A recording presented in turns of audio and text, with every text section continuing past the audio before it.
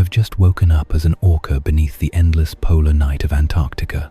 For the next 3 hours, you are going to shatter ice slabs with your forehead, shadow a blue whale through pitch-black depths, and even flush a terrified seal from its frozen perch with a rolling waveband. This won't be easy, so good luck. But before we get into this journey of the orca, I'd appreciate it if you could subscribe, like the video, and leave a comment on where you're tuning in from and which animal I should cover next. Now let's begin this epic adventure together. The first hint of dawn touches the Pacific surface 300 feet above, but down here in the twilight realm, where our orca moves, darkness still holds dominion. She is 42 years old, a female weighing nearly 6 tons, her sleek black and white form cutting through water that tastes of salt and ancient minerals dissolved from distant mountains.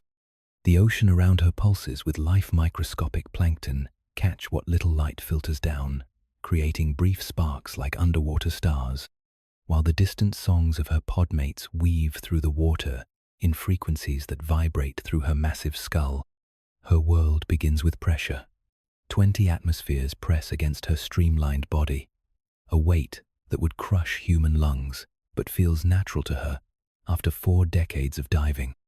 The water here moves differently than at the surface, denser, more viscous, carrying sounds farther and vibrations deeper. Every movement of her powerful tail sends ripples that she can feel bouncing back from the sea floor 200 feet below, painting a picture of underwater mountains and valleys in her mind. Through echolocation clicks, she produces without conscious thought. The taste of the sea tells her everything. Salt levels indicate ocean currents, while chemical traces speak of prey schools miles away. She can detect the faint metallic tang of fish blood from yesterday's hunt, still lingering in the water, mixed with the organic compounds released by dying plankton and the mineral signatures of underwater volcanic vents, hundreds of miles to the west. Her tongue, massive and surprisingly agile, flicks out to sample these chemical messages that lesser predators cannot even perceive. But it is the calls of her family that truly define her underwater universe. The matriarch's voice deeper and more resonant than any other pulses through the water at frequencies that travel for miles. These are not random sounds, but a sophisticated language developed over generations, with specific calls for different situations. The hunting whistle that signals prey ahead, the contact call that keeps the pod together in murky water, and the celebration trill that follows a successful kill. Our orca knows every voice in her family group of 23 individuals, can distinguish between her sister's urgent bark and her nephew's playful chatter, even when they are miles apart. The water temperature tells its own story of seasonal change. At 54 degrees Fahrenheit, it carries the crisp edge of autumn, several degrees cooler than the summer waters that brought abundant salmon runs just weeks ago. This cooling signals the beginning of migration season, when her pod will follow ancient routes carved into their collective memory through countless generations. The thermal layers create highways in the ocean streams of warmer or cooler water that help them navigate across thousands of miles with pinpoint accuracy. Her stomach contracts with familiar hunger, empty now for 18 hours since the last substantial meal. Unlike the constant foraging of smaller sea creatures, orcas hunt in bursts of intense activity, followed by long periods of digestion and rest. Her metabolism has slowed during the night, conserving energy while her family slept in the synchronized breathing patterns that mark their deepest rest. Now, with dawn approaching, her body awakens to its primary imperative, the need to feed. The hunt begins not with movement but with listening. Her melanth-rounded organ in her forehead focuses sound waves like an acoustic lens, sweeping the water ahead for the telltale echoes of schooling fish. Each click she produces travels outward at over 3.0 miles per hour, bouncing off anything solid and returning with precise information about size, density, distance, and even internal structure. She can tell the difference between a salmon and a herring from half a mile away, can detect whether a fish is healthy or sick by the sound signature of its swim bladder. Her family moves in the formation learned through millions of years of evolution, the matriarch leading, followed by her daughters and their calves, with the adolescent males bringing up the rear. This is not random arrangement, but tactical positioning that maximizes hunting success while protecting the youngest members. Each orca maintains precise spacing that allows for coordinated movement while avoiding collision during high-speed pursuits. They communicate constantly through subtle body language invisible to surface observers. A slight change in fin angle signals intent to dive, while a particular arch of the back indicates the detection of prey. The pressure around her begins to change as the pod rises slowly toward the hunting grounds above. Her body adjusts automatically. Blood vessels in her lungs constrict to prevent nitrogen absorption, while specialized tissues in her ears equalize pressure without the painful sensations that would cripple air-breathing mammals at these depths. Her heart rate slows to conserve oxygen, while her spleen releases stored red blood cells to maximize the oxygen-carrying capacity of her blood. As they ascend, the water gradually brightens. Bioluminescent creatures become visible jellyfish, pulsing like living galaxies, while deep-sea fish flash their own light signals in an alien language of survival. The chemical composition of the water changes too, becoming less dense and more alive with the microscopic organisms that form the base of the ocean's food web. Our orca's sophisticated palate reads these changes like a roadmap, understanding that rich feeding grounds lie ahead, where nutrients from the deep mix with sunlight from above. Her dorsal fin, nearly 6 feet tall and curved backward from years of cutting through water, breaks the surface tension as the pod reaches the thermocline where warm surface water meets the cold depths below. Here, in this boundary layer where two different ocean worlds meet, prey often concentrates in dense schools. The taste of surface water carries different messages: traces of recent storms, runoff from distant shores, and the oily signatures of marine mammals that breathed this air just hours ago. The anticipation builds in her massive frame as hunting instincts refined over eons take control. Her vision, adapted for underwater hunting, scans the water ahead for the silver flash of schooling fish or the awkward movements of seals. Her hearing sorts through the cacophony of ocean sounds: wave action above, whale songs in the distance, the clicking of dolphins, and the subtle sounds of her own family's breathing at the surface to focus on the frequencies that indicate prey. This is the moment before the hunt, when potential energy builds like a coiled spring. Her 6-ton body hovers in perfect neutral buoyancy, powerful muscles tensed and ready to explode into action. The ocean around her holds its breath, waiting for the ancient drama of predator and prey to begin once again, as it has every dawn for millions of years in these same waters where her ancestors learned the art of cooperative hunting that makes orcas the ocean's apex predators. Breakfast pursuit. The first herring appears on her sonar like a silver spark in the darkness, followed quickly by dozens more as her echolocation paints a three-dimensional picture of the school ahead. They move in that distinctive herring formation, a loose, constantly shifting cloud of fish that expands and contracts like a living organism, responding to invisible currents and chemical signals. Our orca's excitement ripples through her massive frame as she recognizes the signature of perhaps 10,000 fish, enough to feed her entire family with surplus to spare. Her clicks quicken and sharpen, becoming the rapid-fire sonar burst that orcas use for precision hunting. Each sound pulse returns with detailed information. The school extends roughly 400 feet in diameter, moving at about 6 knots in a northeastern direction, staying within 50 feet of the surface, where the morning light creates the shadows they use for camouflage. She can even detect the health of individual fish, the strong swimmers at the school's center, the weaker ones struggling at the edges, and the parasites that cling to their scales. The matriarch's hunting call resonates through the water, a sound unlike any other in the ocean. It carries the authority of 60 years of successful hunts, commanding immediate attention from every family member. Within seconds, the loose traveling formation transforms into a coordinated hunting unit. The adult females spread out in a wide arc, positioning themselves to cut off potential escape routes, while the juveniles hang back to observe and learn. This is education through participation, the way orcas have passed hunting knowledge from generation to generation for millions of years. Our protagonist takes her position on the left flank of the formation, her body angled to intercept any fish that might try to flee toward the deeper water, where they might escape. Her sister moves to mirror her position on the right, creating a living fence that will funnel the herring toward the killing zone.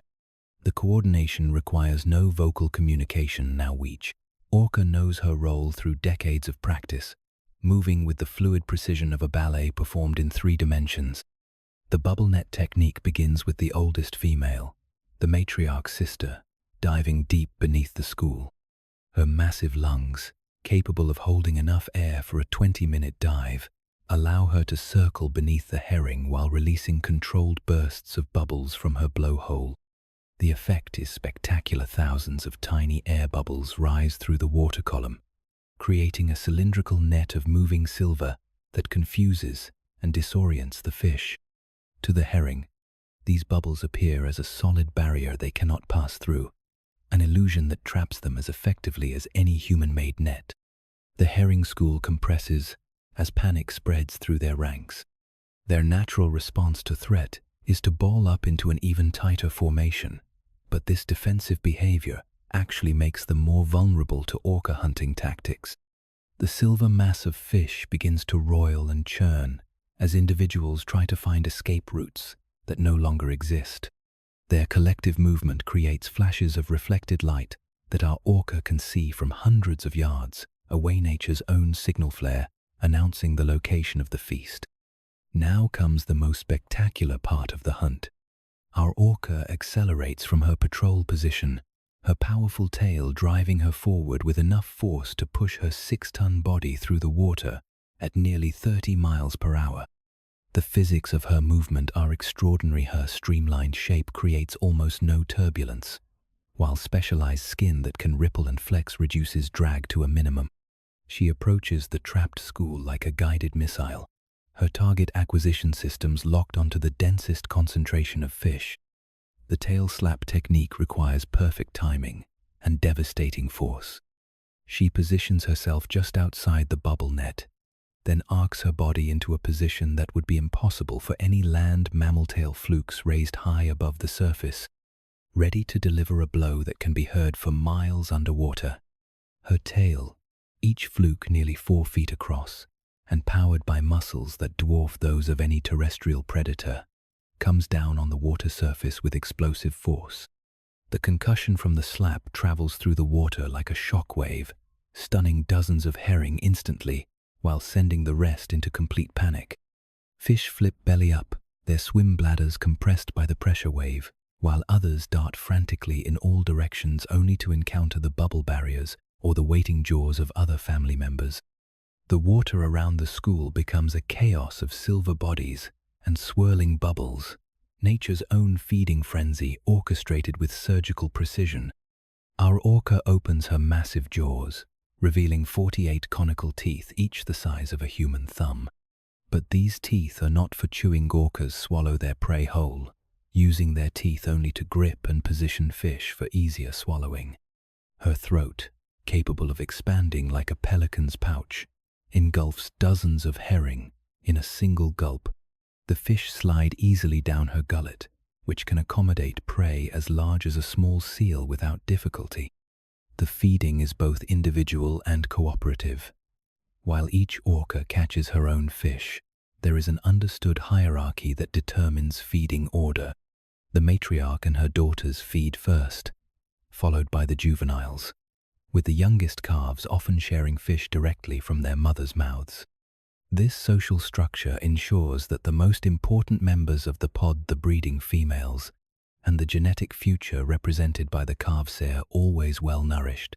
Within 15 minutes, the school of 10,000 herring has been reduced to scattered survivors, fleeing toward deeper water.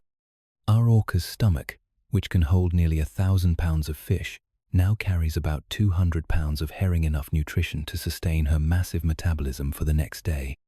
Her family has taken similar amounts, with the smaller juveniles eating proportionally less, while the massive matriarch has consumed perhaps 300 pounds. The hunt's aftermath reveals the sophisticated social dynamics that make orcas such successful predators. Younger family members who were less successful at catching fish are allowed to scavenge from the remains floating at the surface, while the matriarch inspects each family member to ensure they have eaten adequately. This behavior, unknown in most predator species, demonstrates the complex emotional bonds that hold orca families together across decades.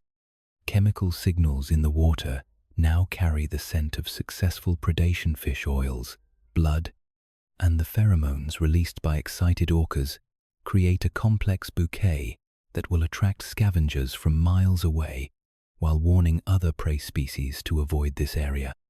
Our orca tastes these signals with satisfaction, her body already beginning the process of converting the protein-rich herring into the energy she needs for the day's activities. The hunt has taken exactly 18 minutes from first contact to the last fish swallowed, a duration that reflects millions of years of evolutionary refinement in cooperative hunting techniques. As the family regroups and begins to swim slowly toward their next destination, our orca's movements already show the satisfaction of successful predation. Swimming is more relaxed. Her echolocation clicks less urgent, her breathing deeper and more rhythmic as her body shifts from hunting mode to the calm satisfaction of a predator well fed. Pod play bonds. The tension of the hunt dissolves into something entirely different as the family regroups in the aftermath of their successful herring feast. Our orca's nephew, barely 2 years old and still sporting the orange-tinged coloration that marks juvenile killer whales, approaches her with the playful confidence that only the young possess. His movements are uncoordinated compared to the adult's tail beats are irregular, his dives shallow and brief, but his enthusiasm is infectious as he initiates the first game of the morning. He bumps against her massive flank with his smaller body, a gesture that in any other predator species might signal aggression but here represents pure affectionate play. Our orca responds by rolling slightly to accommodate his contact, her movement gentle despite her overwhelming size advantage. This physical interaction serves multiple purposes beyond mere entertainment. It reinforces social bonds, teaches the young calf about appropriate social behaviors, and helps him develop the muscle memory that will one day make him an effective hunter. The matriarch watches these interactions with the focused attention of an experienced teacher. At 63 years old, she has guided the education of dozens of calves over her lifetime, understanding instinctively which behaviors to encourage and which require gentle correction. Her presence creates a zone of safety within which the younger animals can explore their physical capabilities without real risk, her massive bulk serving as both playground and protection. Other family members join the post-hunt social session, creating a complex web of interactions that would take human ethologists years to fully decode. Our orca's sister approaches with her own calf, and the two mothers begin the synchronized swimming that marks deep familial bonds. Their movements mirror each other precisely. When one dives, the other follows at exactly the same angle and depth. When one surfaces to breathe, the other appears beside her with coordinated timing that seems almost telepathic. This breath synchronization represents one of the most remarkable aspects of orca social behavior. Each animal's breathing is normally an individual decision based on oxygen needs and activity level, but during these bonding sessions, the family breathes as one organism. The matriarch sets the rhythm: a deep inhalation that lasts exactly 4 seconds, followed by a dive that lasts precisely 47 seconds, then another coordinated surface breath. The entire family matches this pattern, creating a group rhythm that can be maintained for hours. The calves use this time to practice essential life skills under the watchful supervision of multiple adults. Our orca observes as her nephew attempts his first coordinated dive with the group, his small body struggling to match the depth and duration achieved effortlessly by the adults. When he surfaces early, gasping for air. There is no criticism instead. His mother moves beside him, demonstrating the proper breathing technique, with exaggerated movements that make the lesson clear. Play among orcas involves more than simple physical interaction. The family engages in complex games that teach hunting skills, social cooperation, and communication techniques. One popular activity involves passing objects between family members: pieces of kelp, fragments of jellyfish, even small fish that are tossed and caught rather than eaten. These games develop the precise jaw control and spatial awareness that will later prove essential during coordinated hunts. Our orca participates in a particularly sophisticated game where family members take turns hunting each other in mock chases that could look threatening to outside observers but are actually elaborate teaching exercises. She allows her nephew to pursue her, swimming slowly enough that his underdeveloped speed can keep pace, while occasionally diving or turning to present him with tactical challenges.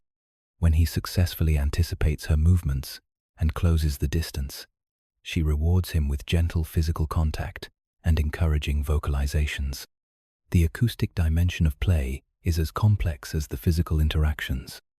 Family members engage in vocal games where they modify their calls in playful ways, stretching the normal hunting whistle into exaggerated warbles, creating harmonies by timing their calls to overlap, or engaging in rapid-fire exchanges that sound almost like laughter. These vocalizations serve as audio signatures that reinforce individual recognition and family identity while providing entertainment. Temperature regulation becomes part of the social interaction as the family members position themselves to share body heat. Orcas generate tremendous amounts of internal heat through their high metabolism lifestyle, but the cold Pacific waters constantly draw this heat away through their skin. By swimming close together, with smaller animals positioned near the larger adults, the pod creates microclimates that reduce individual energy expenditure while maintaining optimal body temperature. The young calves receive the most attention during these bonding sessions, with multiple adults sharing responsibility for their education and protection. Our orca takes her turn as guardian, positioning herself between the calves and the open ocean while they practice diving and swimming techniques. Her role requires constant vigilance scanning for potential threats, while simultaneously monitoring the young animals' energy levels and breathing patterns to ensure they don't overexert themselves. Grooming behaviors emerge as family members use their teeth to remove parasites and dead skin from each other's bodies. This activity, known as allogrooming, serves both practical and social functions. The physical benefits include parasite removal and skin health maintenance, while the social aspects reinforce hierarchical relationships and demonstrate trust. Our orca allows her nephew to attempt grooming her flank, his small teeth ineffective, but his intent appreciated as part of his social development. The games gradually evolve to include more complex behaviors. As the family's post-hunt energy levels remain high, they engage in synchronized leaping exercises where multiple animals breach the surface together, their massive bodies launching completely out of the water in displays of pure athleticism. These behaviors serve no obvious survival function, but appear to be expressions of joy and physical well-being that strengthen the emotional bonds holding the family together. As the social session continues, subtle changes in the family dynamics become apparent. The matriarch's position remains central, but younger adults occasionally initiate activities that the entire group follows.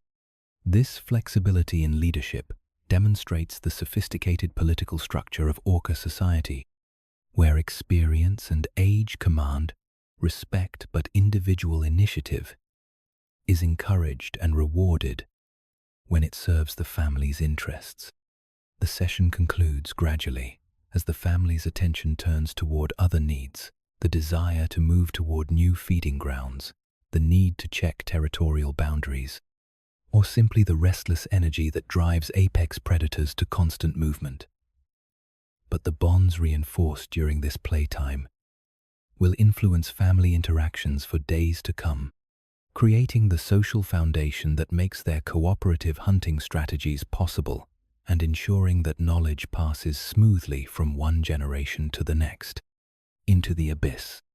The descent begins with a subtle shift in the matriarch's body language, a slight downward angle of her massive head, a particular pattern of echolocation clicks that signals deep hunting mode to the rest of the family. Our orca recognizes these signs immediately, her own body responding with physiological changes that prepare her for the crushing depths ahead. Her heart rate slows to conserve oxygen, while specialized blood vessels in her extremities constrict to maintain core temperature and pressure. At 50 feet below the surface, the familiar world of surface light begins to fade. The water here moves with different currents, carrying chemical signatures that speak of the deep ocean's mysteries. Our orca's sophisticated palate detects the metallic taste of minerals dissolved from deep-sea volcanic vents, the organic compounds released by creatures that never see sunlight, and most importantly, the particular chemical trail left by deep-dwelling squid, their target for this ambitious dive. The pressure increases dramatically with each passing moment. At 100 feet, the force pressing against her body equals the weight of 3 atmospheres, but her physiology adapts seamlessly. Air-filled cavities in her body compress according to Boyle's law, while her lungs collapse completely to prevent nitrogen from dissolving into her bloodstream. Her ribcage, flexible beyond anything found in terrestrial mammals, compresses inward to accommodate these changes without injury. By 200 feet, they have entered the mesopelagic zone, the ocean's twilight realm, where bioluminescence begins to dominate the visual landscape. Strange creatures drift past like living constellations, jellyfish that pulse with internal light, deep-sea fish whose photophores create patterns of blue and green fire, and microscopic organisms that flash briefly when disturbed by the pod's passage. Our orca's vision, adapted for this underwater world, perceives these light displays with remarkable clarity despite the absence of surface illumination. The squid they pursue are Humboldt squid, aggressive predators, nearly as large as the orcas themselves, with tentacles lined with rotating hooks and beaks powerful enough to cut through steel cable. These are not the passive prey that schooling fish represent, but dangerous adversaries that require respect and careful hunting strategies. Their presence at this depth indicates a rich feeding ground where deep ocean currents bring nutrients from the abyssal depths to support large predator populations. At 250 feet, the pressure reaches nearly 8 atmospheres, creating an environment that would instantly kill most air-breathing animals. Our orca's body continues its remarkable adaptation. Her spleen contracts to release stored red blood cells, increasing her blood's oxygen-carrying capacity by nearly 30%. Specialized proteins in her muscles bind oxygen with extraordinary efficiency, while her metabolism shifts to favor anaerobic processes that require no oxygen at all. The water temperature drops significantly in this deep zone, falling to barely 40 degrees Fahrenheit. This cold would rapidly induce hypothermia in unprotected mammals, but our orca's thick blubber layer and countercurrent heat exchange system maintain her core temperature within optimal ranges. Blood flowing to her extremities passes through vessels wrapped around returning venous blood, pre-warming the outbound circulation while recapturing heat from the returning flow. Communication becomes more challenging at these depths. Sound travels differently through the denser water, and the family must adjust their vocalizations accordingly. Their calls take on deeper tones that penetrate farther through the heavy medium, while their echolocation clicks sharpen to maintain accuracy in the more acoustically complex environment. Our orca listens carefully to these modified sounds, maintaining contact with family members who may be hundreds of yards away in the darkness. The first squid appears on her sonar as a complex, shifting signature unlike anything they encounter in surface waters. These creatures move with jet propulsion, their flexible bodies changing shape constantly as they maneuver through the water column. Their nervous systems, surprisingly sophisticated for invertebrates, make them formidable opponents capable of learning and adapting their behavior in response to predation pressure. At 300 feet, they reach the maximum depth for this hunt, entering a world of perpetual darkness where pressure reaches 10 times that at sea level. Here, the squid gather in loose aggregations, feeding on smaller deep-sea creatures while remaining vigilant for the threats that patrol these depths. The water carries strange sounds, the clicking of sperm whales hunting even deeper, the mechanical noises of deep-sea creatures, and the subtle sounds of tectonic activity from the ocean floor far below. The hunt requires different tactics than surface feeding. Speed becomes less important than stealth and precision, as the squid's jet propulsion can accelerate them away from danger, faster than even an orca can pursue. Instead, the family uses ambush techniques, positioning themselves to cut off escape routes, while individual hunters approach their targets with careful, controlled movements that minimize disturbance in the water. Our orca's target is a mature female squid, nearly 12 feet long. Her tentacles extended to catch smaller prey drifting through the dark water. The approach requires infinite patience. Any sudden movement or sound could trigger the squid's escape response, sending her jetting away into the darkness faster than pursuit would be possible. Our orca moves with glacial slowness, each beat of her tail calculated to create minimal disturbance. The metabolic demands of hunting at this depth create unique challenges. Oxygen consumption must be minimized to extend dive duration, while the cold water constantly draws heat from even the best insulated body. Our orca's hunting strategy reflects these constraints: quick, efficient strikes that minimize energy expenditure while maximizing the chance of success. There is no room for error when every breath must be earned through a 300-foot ascent to the surface. The bioluminescent displays of deep-sea creatures create both opportunities and challenges for hunting. The flashing lights can reveal the positions of prey, but they also serve as warning systems that alert potential victims to approaching danger. Our orca has learned to use these light displays to her advantage, timing her approaches to coincide with natural fluctuations in the biological illumination that surrounds her. The pressure at maximum depth creates a profound sense of calm that experienced deep divers recognize. The physiological changes required for survival at these depths induce a meditative state where heart rate slows, brain activity shifts, and perception narrows to focus entirely on the essential tasks of survival and hunting. This deep diving trance represents one of the most remarkable altered states of consciousness found in the natural world. As she closes the distance to her chosen target, our orca experiences the heightened awareness that comes with hunting in the abyss. Every sensation becomes magnified: the taste of squid ink in the water, the electrical fields generated by the prey's nervous system, the subtle pressure waves created by tentacle movements. In this alien world of crushing pressure and eternal darkness, she becomes the perfect predator her evolution has designed her to be. Song of the Sea. The underwater acoustic landscape surrounding our orca is far more complex than any human language, a three-dimensional symphony of sounds that carry meaning across vast distances through the ocean's depths. Her family's dialect, developed over countless generations, represents one of the most sophisticated communication systems found anywhere in the animal kingdom. Each call serves multiple functions, maintaining family cohesion, coordinating hunting strategies, sharing emotional states, and passing cultural knowledge from mother to calf in an unbroken chain stretching back millions of years. Her own voice emerges from a complex anatomical system unique to toothed whales. Deep within her massive head, specialized structures called phonic lips vibrate to create sounds, while her melon-rounded organ in her forehead focuses these acoustic signals like a biological lens. She can produce multiple sounds simultaneously, layering frequencies to create calls of extraordinary complexity. The resulting vocalizations can travel for dozens of miles through the ocean, carrying messages that maintain contact with distant family members and coordinate activities across territories larger than entire states.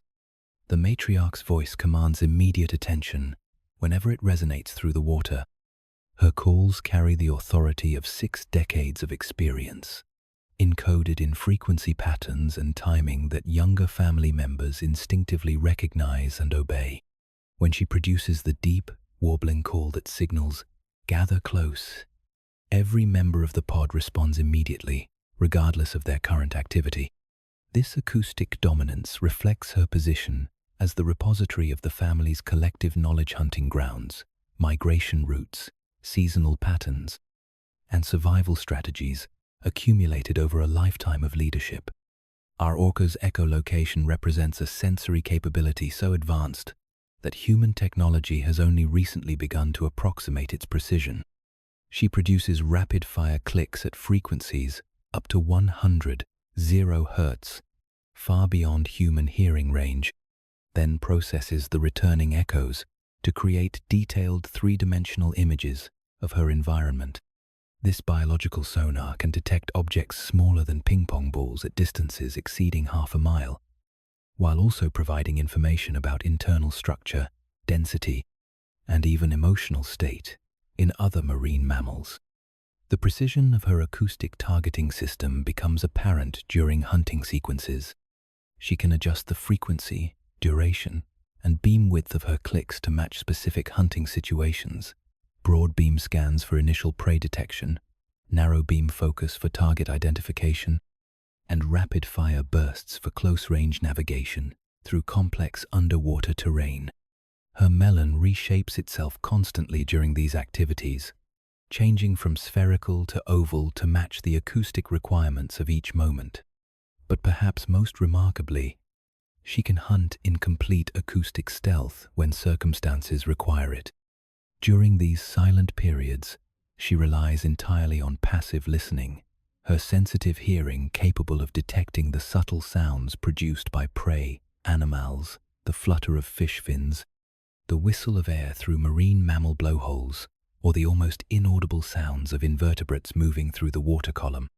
This ability to go dark acoustically makes her one of the ocean's most effective ambush predators. The family's vocal repertoire includes dozens of distinct call types, each serving specific communicative functions.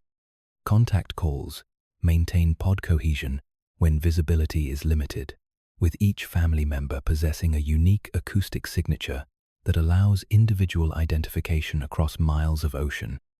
Excitement calls, produced during successful hunts or social play, spread rapidly through the group and can trigger coordinated behavioral changes. Warning calls alert the family to potential dangers, with different vocalizations for different types of threat: sharks, boats, or competing orca pods.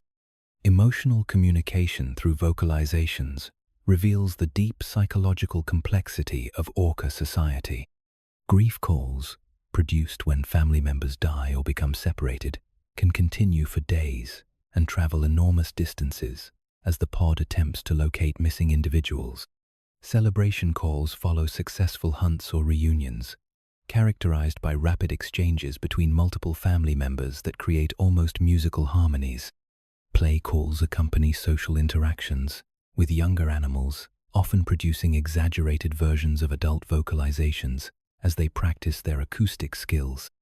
The learning process for vocal communication begins before birth, with unborn calves exposed to their family's dialect while still in the womb. After birth, mothers engage in intensive vocal tutoring, repeating key calls until their offspring can reproduce them accurately. This process can take years to complete, with adolescent orcas occasionally producing imperfect calls that mark them as students still mastering their family's acoustic traditions. Cultural transmission through vocalizations creates distinct dialects that serve as acoustic signatures for different orca populations. Our orca's family speaks a dialect shared with only a few related pods, creating an exclusive communication network that excludes outsiders while binding family groups together. These dialects evolve slowly over generations, with new calls occasionally emerging while others fade from use, creating linguistic evolution that parallels human language development. The physics of underwater sound transmission creates unique challenges and opportunities for Orca communication. Low-frequency calls can travel for hundreds of miles through the ocean's sound channel, allowing family members to maintain contact across vast distances. High-frequency echolocation clicks provide precise short-range information, but dissipate rapidly with distance.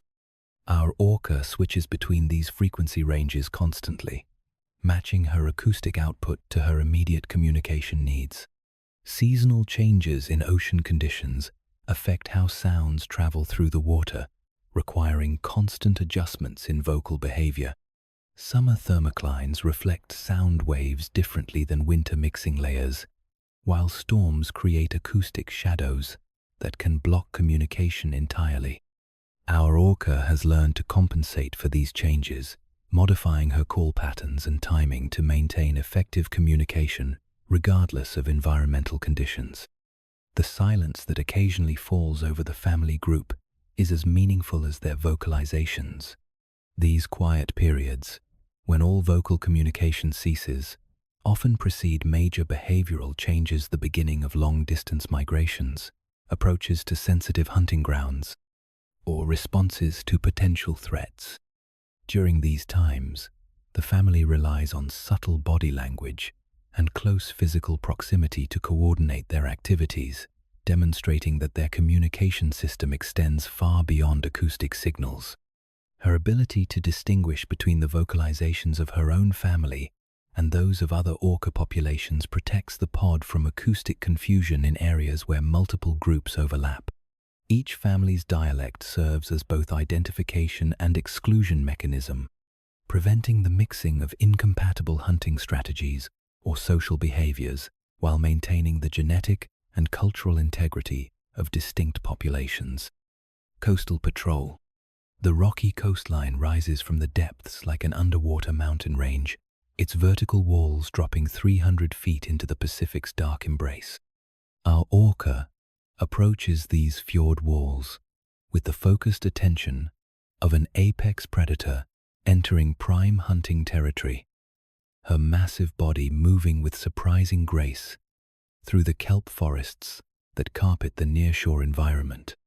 Here, where tectonic forces have carved the land into dramatic underwater cliffs and hidden caves, marine life concentrates in densities that make patient hunting extraordinarily rewarding.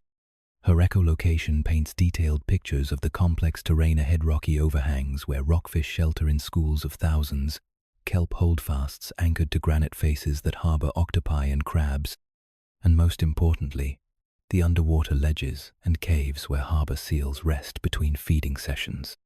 The returning echoes reveal not just the physical structure of the environment, but the biological signatures of creatures hiding within it, their different tissue densities, creating distinct acoustic fingerprints that her experienced brain interprets with remarkable precision.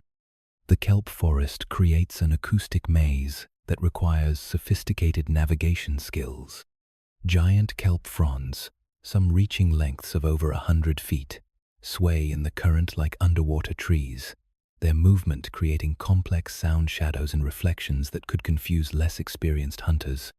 Our Orca has learned to read these acoustic patterns like a roadmap, understanding how kelp movement indicates current direction, prey concentration, and the presence of other predators that might interfere with her hunting.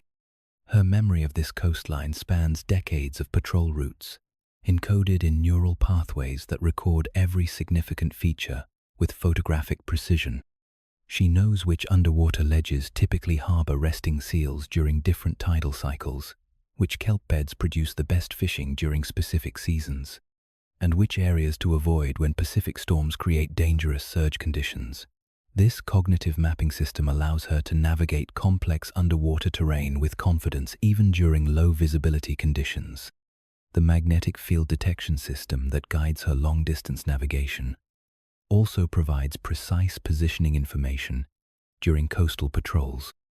Iron-rich rocks in the cliffsides create local magnetic anomalies that serve as underwater landmarks, while the Earth's magnetic field lines provide constant directional reference.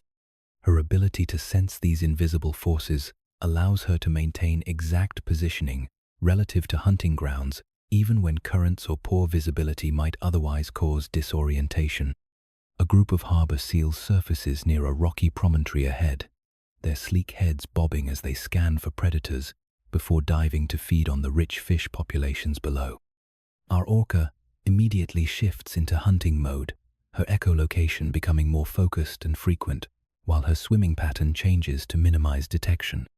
Seals possess keen underwater hearing and will flee at the first indication of orca presence, making stealth essential for successful predation. The approach requires perfect understanding of local current patterns and tidal flows. Our orca positions herself down current from the seals, allowing their scent trail to reach her while preventing her own chemical signature from alerting them to her presence. She must also account for the complex acoustic environment created by waves breaking against rocky shores, timing her movements to coincide with periods of maximum natural noise that will mask her approach. Her hunting strategy exploits the seal's behavioral patterns with surgical precision. She knows that harbor seals typically dive for 3 to 5 minutes while feeding, then surface to breathe for approximately 30 seconds before diving again. During their brief surface intervals, they are most vulnerable to attack, but also most likely to detect approaching danger. Her timing must be perfect, close enough to strike during their vulnerable breathing period, but concealed enough to avoid detection during their careful scanning behavior. The underwater topography creates ambush opportunities unavailable in open ocean hunting. Rocky overhangs provide concealment for approaches, while narrow channels between rock formations funnel prey into predictable paths. Our orca uses these features like a terrestrial predator might use vegetation for cover, positioning herself where geography works in her favor while limiting escape routes for potential prey. Kelp forest hunting requires different techniques than open water predation. The dense vegetation can entangle unwary hunters while providing concealment for prey, but it also creates opportunities for those who understand its complexities. Our orca has learned to use kelp fronds as camouflage, allowing the swaying vegetation to break up her distinctive black and white coloration while she moves through the underwater forest like a 6-ton phantom. The density of marine life in these coastal waters creates a complex web of predator-prey relationships that our orca must navigate carefully. Schools of rockfish cluster around underwater pinnacles, their numbers so vast they create false targets on her sonar that could mask the approach of more valuable prey. Sea otters work the kelp beds above, their constant diving and surface activity creating acoustic signatures that might alert seals to unusual predator activity in the area. Her patrol pattern follows underwater contours invisible from the surface's submarine ridges that concentrate prey, deep channels that serve as highways for migrating fish, and the thermal boundaries where cold upwelling water meets warmer surface layers.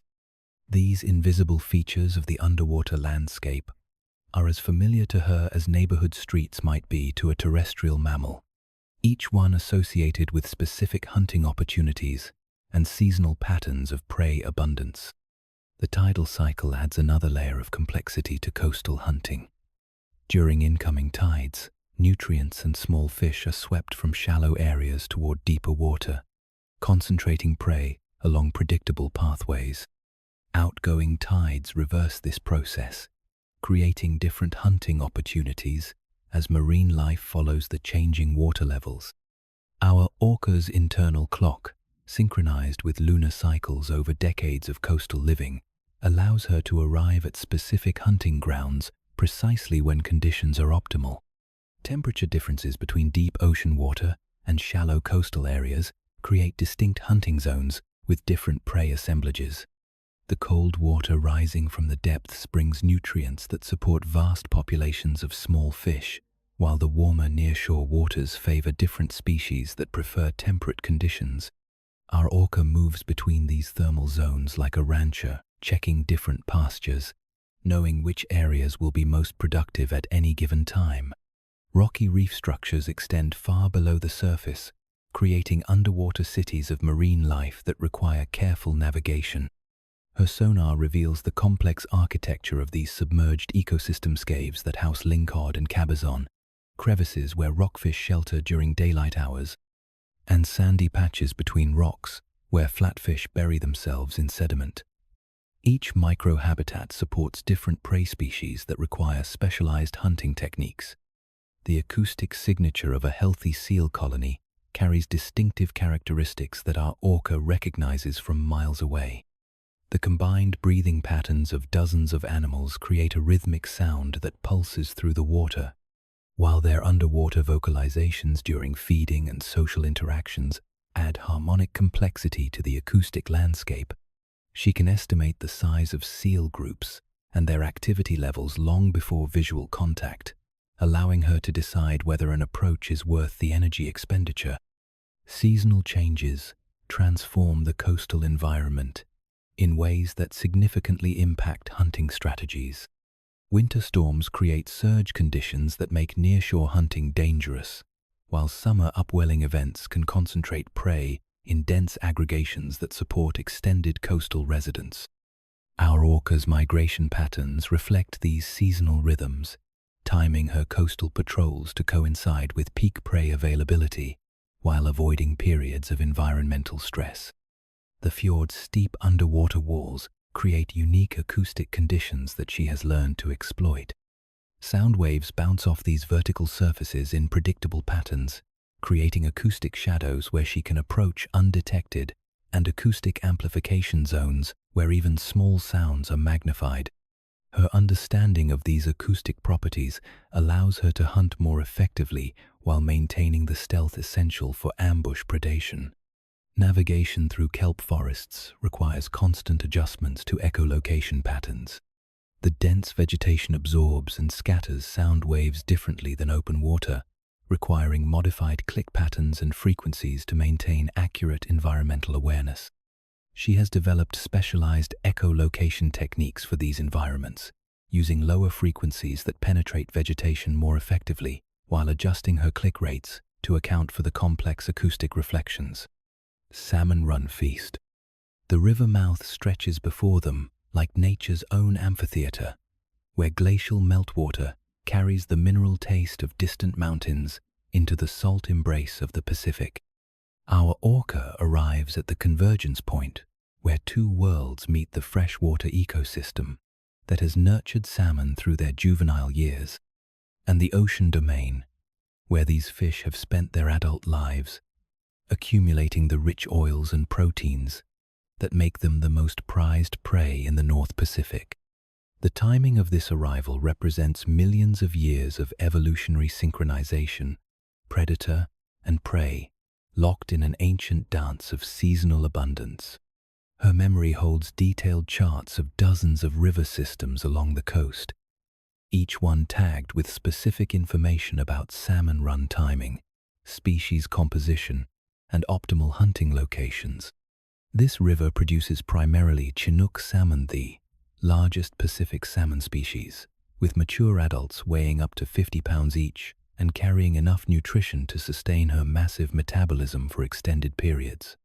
The chemical signatures in the water tell her that the run is at peak intensity, with thousands of fish staging in the estuary before beginning their final journey to spawning grounds hundreds of miles upstream. The salmon themselves present a remarkable sight as they gather in the deeper pools near the river mouth. Their bodies, silver bright from years of ocean feeding, show the first signs of spawning transformation, males developing hooked jaws and humped backs, females swelling with eggs that represent the genetic future of their species. They move in massive schools that darken the water like living storm clouds, their collective weight temporarily altering the salinity and chemical composition of the mixing zone where fresh and salt water merge. Her family has spread out in a coordinated formation that transforms the river mouth into an inescapable trap. The matriarch positions herself at the deepest channel where salmon must pass to reach the river proper, while our orca and her sister patrol the shallower areas where fish might attempt to escape toward open ocean. The younger family members form a secondary line of defense, their primary role being to learn hunting techniques while preventing any salmon from slipping past the primary hunters. The hunting strategy requires perfect timing and coordination. Salmon runs follow tidal cycles, with fish moving upstream during high tide when water levels provide adequate depth for navigation. Our orca must position herself to intercept these movements, while accounting for the complex current patterns created when river flow meets tidal action. The resulting hydraulics create turbulent zones where salmon become disoriented, making them more vulnerable to predation. Echolocation becomes particularly challenging in the mixing zone, where different water densities create acoustic boundaries that scatter sound waves unpredictably. Freshwater and saltwater have different sound transmission properties, creating acoustic mirages that could confuse inexperienced hunters. Our orca compensates by adjusting her click patterns and frequencies constantly, maintaining accurate environmental awareness despite the acoustically complex hunting ground. The salmon's behavior during spawning runs makes them uniquely vulnerable to orca predation. Their single-minded focus on reaching spawning grounds overrides normal predator avoidance behaviors, causing them to swim in dense formations that ignore approaching danger. Their spawning physiology also affects their swimming ability. Males become less streamlined as their bodies change shape, while females heavy with eggs move more slowly than their normal oceanic pace. She employs the wave-washing technique that her family has perfected over generations, using her massive tail to create artificial waves that confuse and disorient salmon schools. The hydraulic force generated by her tail movements creates pressure waves that travel through the water like underwater tsunamis, disrupting the salmon's swim bladders and coordination. Fish caught in these pressure waves often lose their ability to maintain position in the current, making them easy targets for capture. The feast that follows represents one of nature's most spectacular feeding events. Our orca's jaws, capable of generating bite forces exceeding 19.0 pounds per square inch, make quick work of even the largest Chinook salmon. She typically consumes the richest parts, first the head, with its concentrated oils, and the belly full of nutritious robifor, swallowing the remainder whole. A single large salmon provides nearly 40.0 calories, enough to sustain her massive metabolism for an entire day. Cooperation during the salmon feast extends beyond simple hunting coordination. Family members share information about salmon density and movement patterns through complex vocalizations, allowing the entire pod to optimize their feeding efficiency. Younger animals receive preferential access to the easiest fishing areas, while experienced hunters take on the more challenging aspects of herding salmon into optimal positions for group feeding. The nutritional impact of the salmon run will sustain the family through the challenging winter months ahead. These fish carry oils and proteins concentrated from years of ocean feeding, providing the dense nutrition that orcas require for their high-energy lifestyle. The fat content of spawning salmon, sometimes exceeding 20% of their body weight, allows orcas to build the blubber reserves essential for maintaining body temperature during long winter migrations. Competition with other predators adds complexity to the feeding frenzy. Brown bears fish the shallows upstream, while sea lions and harbor seals compete for salmon in the deeper waters of the estuary. Our orca must balance the energy expenditure of aggressive behavior toward competitors against the benefits of securing exclusive access to the richest fishing areas. Her size and the presence of her family group usually ensures dominance, but diplomatic encounters with other marine mammals require careful assessment of costs and benefits. The salmon run creates a temporary ecosystem of extraordinary abundance that attracts predators from hundreds of miles away. The concentration of nutrients supports populations of smaller fish that feed on salmon eggs and flesh, while the eggs themselves provide nutrition for invertebrates and marine plants. Our orca participates in this web of abundance, not just as a predator, but as a redistributor of nutrients. Her waste products carrying salmon-derived compounds back to the open ocean, where they support the plankton communities that form the base of the marine food web. Environmental cues tell her when the salmon run is beginning to wane. The chemical signatures in the water change as fewer fish arrive from the ocean, while the behavioral patterns of remaining salmon shift toward greater urgency as spawning time approaches. Her family will time their departure to coincide with these changes, moving on to other feeding grounds, while the salmon complete their reproductive cycle in the upper reaches of the river system. Teaching the young. The matriarch's ancient wisdom manifests most clearly during these teaching sessions, where 6 decades of accumulated hunting knowledge transfers to the youngest generation through patient demonstration and careful guidance. Our orca watches with deep attention as the family's eldest female positions herself near a group of juvenile harbor seals, her movements deliberately slow and exaggerated to ensure that her nephew and other young family members can observe every detail of the sophisticated hunting techniques that have kept their bloodline successful through countless generations. The 3-year-old calf, still bearing traces of his orange juvenile coloration, approaches the hunting lesson with the boundless enthusiasm typical of young orcas. His echolocation clicks are rapid and unfocused, creating acoustic clutter that would normally alert prey to predator presence. But the matriarch tolerates these beginner mistakes, while gradually guiding him toward more effective sonar techniques. She demonstrates the proper frequency and timing of hunting clicks through her own vocalizations, creating audio examples that he attempts to copy with varying degrees of success. Our orca remembers her own education from 30 years earlier, when she was the eager student following the matriarch through these same waters. The teaching methods remain unchanged: patient repetition, gentle correction, and gradual introduction of increasingly complex hunting scenarios. But her role has evolved from student to assistant instructor, helping to reinforce lessons while allowing the matriarch to focus on the most challenging aspects of predator education.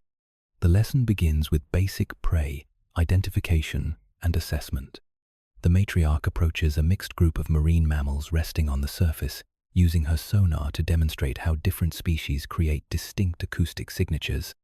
Harbor seals produce one pattern of echoes, sea lions another, while marine birds floating nearby create entirely different sound profiles. The young calf must learn to interpret these acoustic differences instantly, as misidentification during hunting could lead to wasted energy or dangerous encounters with inappropriate prey. Positioning and approach techniques require the most intensive instruction. The matriarch shows how to use underwater topography for concealment, approaching from down current to avoid scent detection, and timing attacks to coincide with prey vulnerability windows. Each element of the hunting sequence must become automatic. Muscle memory developed through countless repetitions until proper technique occurs without conscious thought during the high-speed, high-stress moments of actual predation. The calf's first attempts at coordinated hunting reveal the enormous learning curve facing young orcas. His approach is too direct, lacking the subtle misdirection that prevents prey from detecting threat until escape becomes impossible. His timing is off, arriving at the intercept point either too early or too late to capitalize on the matriarch's herding efforts. Most critically, his understanding of cooperative hunting remains rudimentary, requiring constant guidance to maintain proper positioning relative to other family members. Our orca contributes to the education by serving as a moving target during practice sessions, allowing the calf to practice pursuit and interception techniques without the unpredictability of actual prey. She varies her speed and direction in ways that challenge his developing skills, while remaining within his capability range, gradually increasing the complexity of maneuvers as his competence grows. These exercises develop the spatial reasoning and reaction times essential for successful predation. Communication protocols during hunting represent another crucial component of orca education. The calf must learn when to vocalize and when to maintain acoustic silence, understanding that different phases of hunting require different communication strategies. His early attempts at hunting calls often come at inappropriate times, potentially alerting prey to danger. but patient correction gradually shapes his vocal behavior toward the sophisticated timing that characterizes experienced hunters. The matriarch demonstrates energy conservation techniques that young orcas often overlook in their enthusiasm.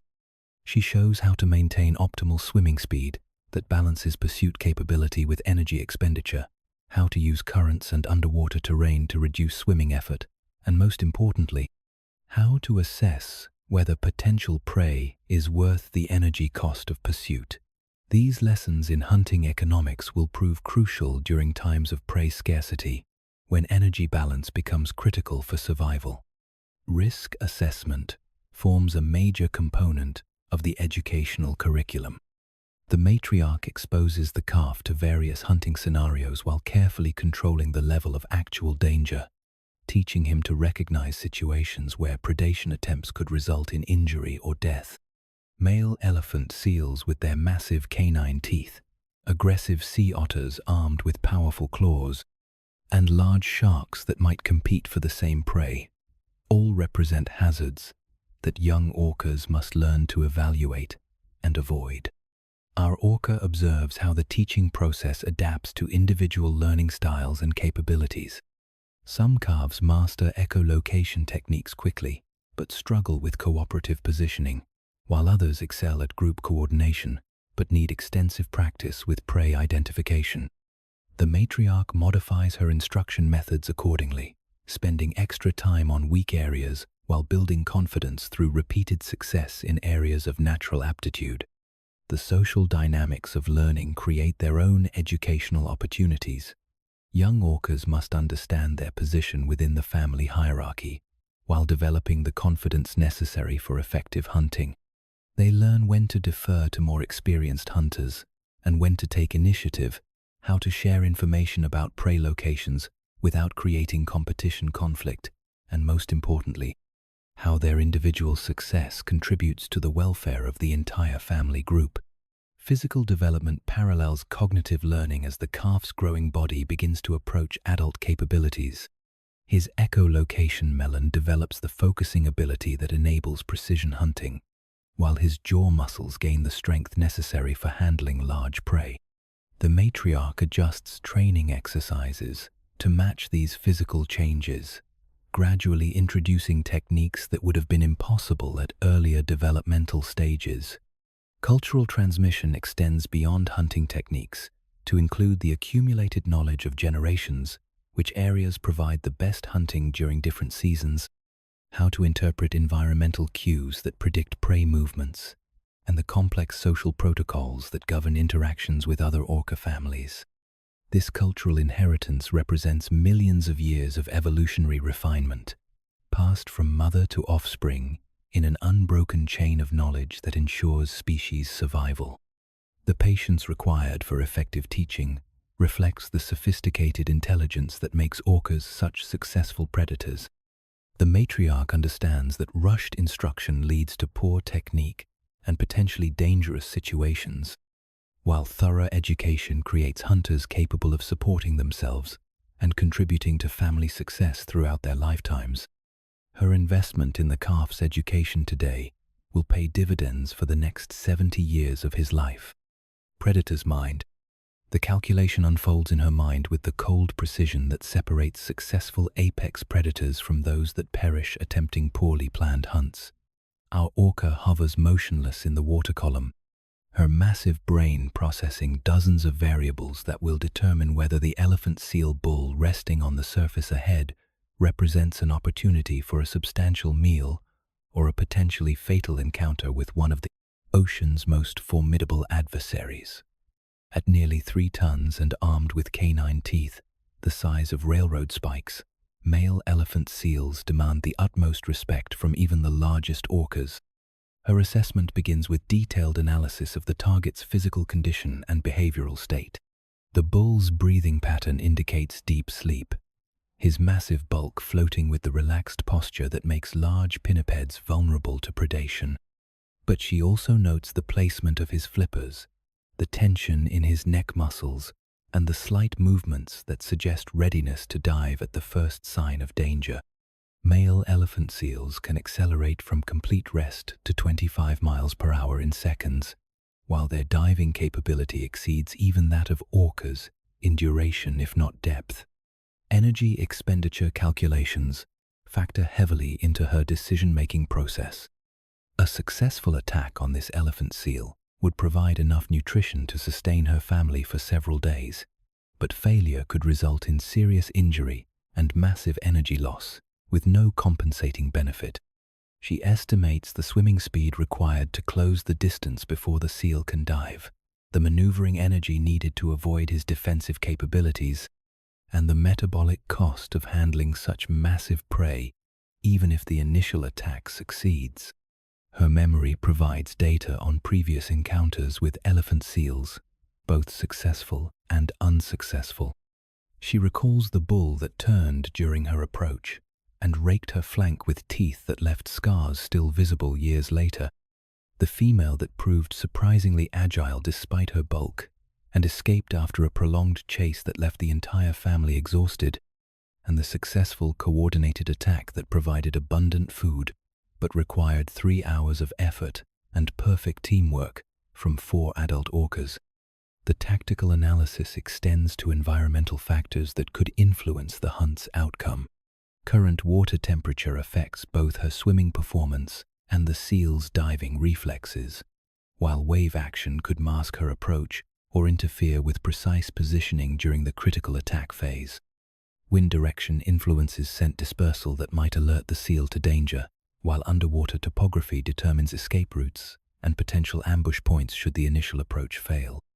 Risk assessment becomes particularly complex when evaluating elephant seal predation. Beyond the obvious physical dangers posed by the seal's size and defensive weapons, she must consider the energy cost of injury that could compromise future hunting ability. A damaged tail fluke would reduce swimming efficiency for months, while jaw injuries could prevent effective feeding even when prey is available. The mathematics of survival demand that potential benefits significantly outweigh probable risks. Her family's current nutritional status influences the risk-reward calculation significantly. With abundant salmon still available in nearby waters, the elephant seal represents luxury rather than necessity, shifting the equation toward caution rather than aggressive pursuit. However, if the family were facing food scarcity, the same target might justify considerably greater risk acceptance, demonstrating how external circumstances modulate predatory decision-making. She considers alternative prey options within the immediate area, weighing the certainty of smaller, safer targets against the substantial benefits of the challenging elephant seal. A group of harbor seals feeding nearby would provide easier hunting with minimal injury risk, while sea lions in the distance offer intermediate difficulty with moderate nutritional rewards. This comparative analysis helps optimize hunting strategies by selecting targets that provide the best risk-adjusted returns on energy investment. The presence of her family members adds another layer of complexity to the strategic calculation. Coordinated attacks significantly improve success probability while distributing risk among multiple participants, but they also require precise timing and communication that could fail under stress. She evaluates each family member's current condition, their experience with dangerous prey, and their positioning relative to the target to determine whether group hunting tactics would improve or compromise the mission's success probability. Injury prevention strategies occupy considerable mental bandwidth during dangerous hunt planning.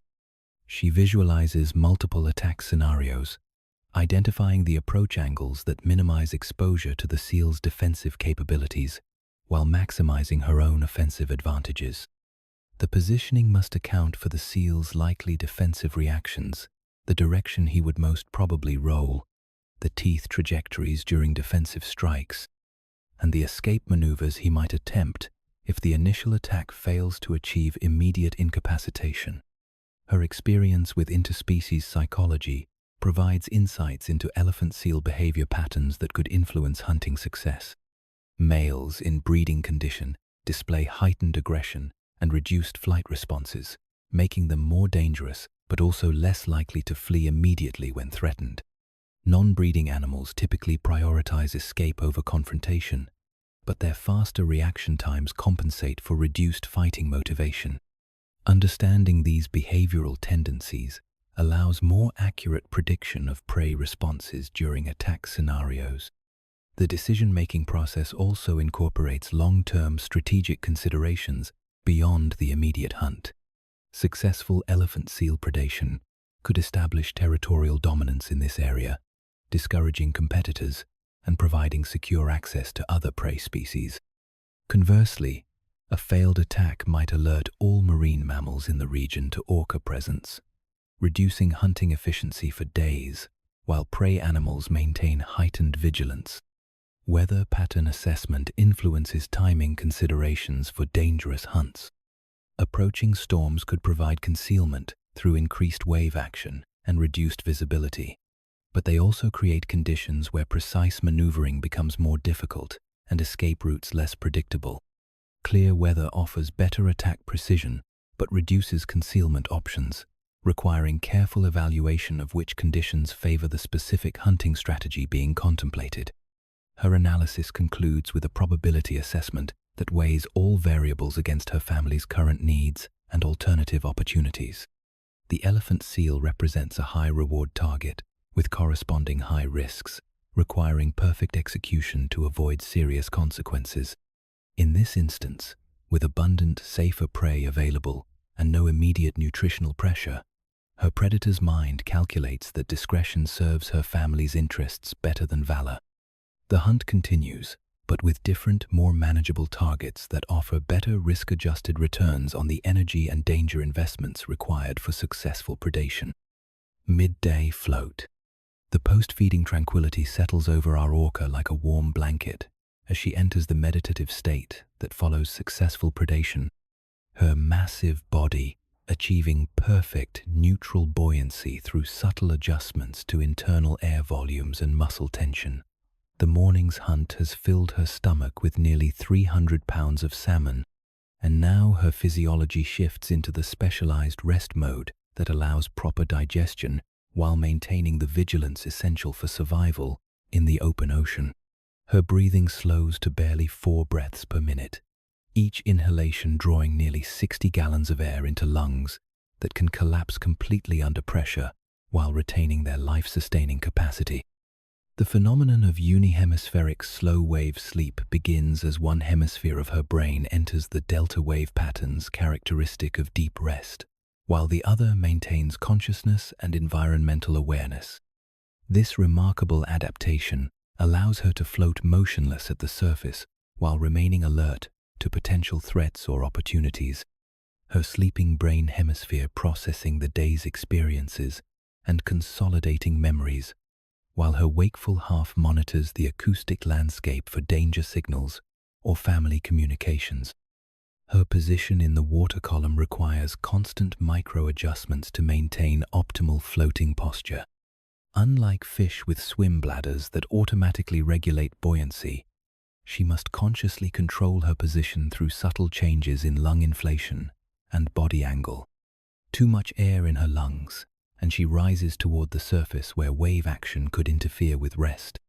Too little, and she begins to sink toward depths where maintaining position requires energy expenditure that defeats the purpose of rest periods. The physiological processes of digestion consume enormous amounts of energy as her body breaks down the protein-rich salmon into usable nutrients. Her stomach, capable of holding nearly 1,000 pounds of food, contracts rhythmically to grind and process the morning's catch, while specialized enzymes work to extract every possible calorie from the high-value prey. This digestive process generates significant heat, raising her core body temperature several degrees above normal and creating the warm, drowsy sensation that encourages extended rest periods. Skin regeneration accelerates during these quiet periods, when blood flow can be redirected from locomotive muscles to healing and maintenance functions.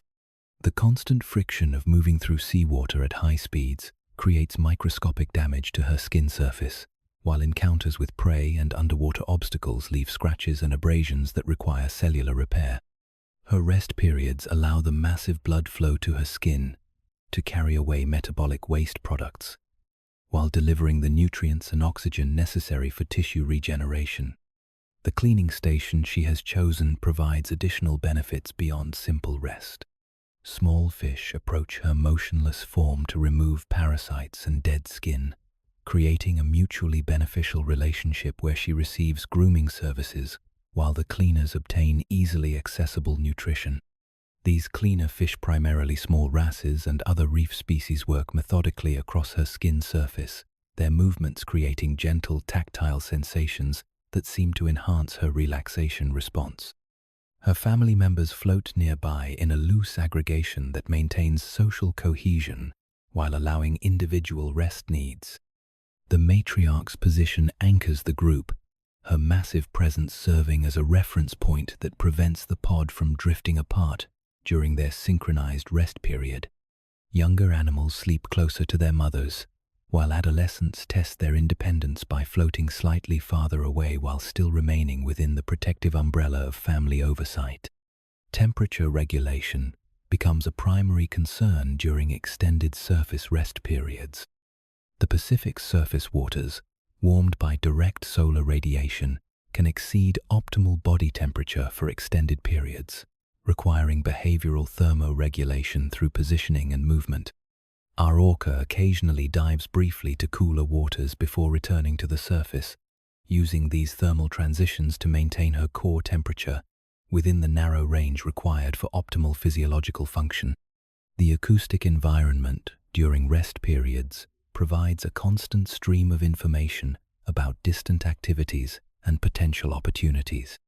She processes the sounds of other marine mammals breathing at the surface miles away, the calls of seabirds that might indicate feeding activity, and the low-frequency songs of other whale species that carry information about ocean conditions and prey availability. This passive acoustic monitoring requires minimal energy while providing maximum environmental awareness. Parasite removal becomes a significant focus during these cleaning sessions. Marine parasites, primarily copepods and barnacles, create constant irritation and drag during normal swimming activities, making their removal essential for maintaining peak physical condition. The small, cleaner fish can access areas that she cannot reach herself, particularly around her dorsal fin and the posterior regions where flexible skin prevents effective self-grooming. Blood circulation patterns shift dramatically during rest periods, as her cardiovascular system redirects flow from locomotive muscles to digestive organs and healing tissues. Her heart rate drops to barely 20 beats per minute, while specialized shunting mechanisms ensure that vital organs continue receiving adequate oxygen despite the reduced circulation rate. This cardiovascular adjustment allows maximum energy allocation to digestion and repair processes while maintaining the baseline functions necessary for survival. The social aspects of group resting reinforce family bonds through physical proximity and synchronized breathing patterns. When one family member surfaces to breathe, others often follow within seconds, creating coordinated respiratory rhythms that demonstrate the deep neurological connections between family members. These synchronized behaviors likely serve multiple functions, maintaining group cohesion, sharing information about rest quality, and reinforcing the social bonds that make cooperative hunting possible. Her position at the surface makes her vulnerable to the one threat that underwater predators rarely face: aerial attack from above. Although attacks from seabirds are extremely rare given her size, her resting brain hemisphere maintains constant vigilance for the shadows and sounds that might indicate danger from the sky. Her streamlined dorsal surface, evolved for hydrodynamic efficiency, also provides protection against potential aerial threats through its minimal profile when viewed from above. Mental processing during rest periods includes the consolidation of hunting memories and the integration of new environmental information into her vast cognitive map of the ocean. The morning's successful salmon hunt becomes encoded into long-term memory, while subtle environmental cues observed during the hunt are processed and categorized for future reference. This cognitive maintenance ensures that her hunting efficiency continues to improve throughout her lifetime, building an ever more sophisticated understanding of prey behavior and environmental patterns. The gradual awakening process begins as her resting brain hemisphere slowly returns to normal activity levels, while her wakeful half prepares for the transition back to active hunting mode. The entire rest period has lasted approximately 90 minutes, providing sufficient time for initial digestion, healing processes, and memory consolidation, while maintaining the activity schedule necessary for successful predation in the challenging environment of the open ocean. Alliances at sea. The distant calls reach our orca's ears long before the other pod becomes visible, their dialect carrying subtle differences that mark them as relatives from a neighboring territory rather than strangers to be avoided or competitors to be challenged. These acoustic signatures, refined over thousands of years of cultural evolution, serve as oceanic passports that identify family relationships and territorial agreements, spanning hundreds of miles of Pacific waters. Her family's response to these calls will determine whether the next few hours bring peaceful social exchange or tense territorial negotiation. The approaching pod consists of 11 individuals, led by a matriarch, who shares common ancestry with our orca's family, dating back several generations. This genetic connection, maintained through the female lineage that defines orca society, creates obligations and opportunities that transcend the normal competitive relationships between apex predators. Their meeting represents a rare opportunity for genetic exchange, cultural information sharing, and the complex social negotiations that maintain the delicate balance between cooperation and competition in the ocean's top predator community. The initial approach follows protocols developed over millions of years of orca social evolution. Both matriarchs position themselves at the front of their respective families, their massive presence serving as both greeting and warning, while younger animals maintain respectful distances behind the leaders. The vocalizations exchanged during these first moments carry complex information about family health, recent hunting success, territorial movements, and most importantly, the intentions that will guide this interpod encounter. Our orca observes the subtle body language cues that accompany formal orca diplomacy. The visiting matriarch's dorsal fin angle indicates peaceful intentions, while her swimming speed demonstrates confidence without aggression. The spacing between her family members reveals their current social dynamics. Tight formations suggest recent stress or external threats, while relaxed positioning indicates successful feeding and low territorial pressure. These visual cues complement the acoustic information to create a complete picture of the visiting pod's status and intentions. The genetic importance of these encounters cannot be overstated in the context of orca reproductive strategy. The isolated nature of individual family groups creates constant risk of inbreeding that could compromise the genetic diversity essential for species survival. These rare meetings between related but separate pods provide opportunities for genetic exchange that maintain the chromosomal diversity necessary for adaptation to changing ocean conditions and disease resistance. Cultural exchange begins with the sharing of hunting information through specialized vocalizations that describe prey locations, seasonal movements, and environmental conditions in different territories.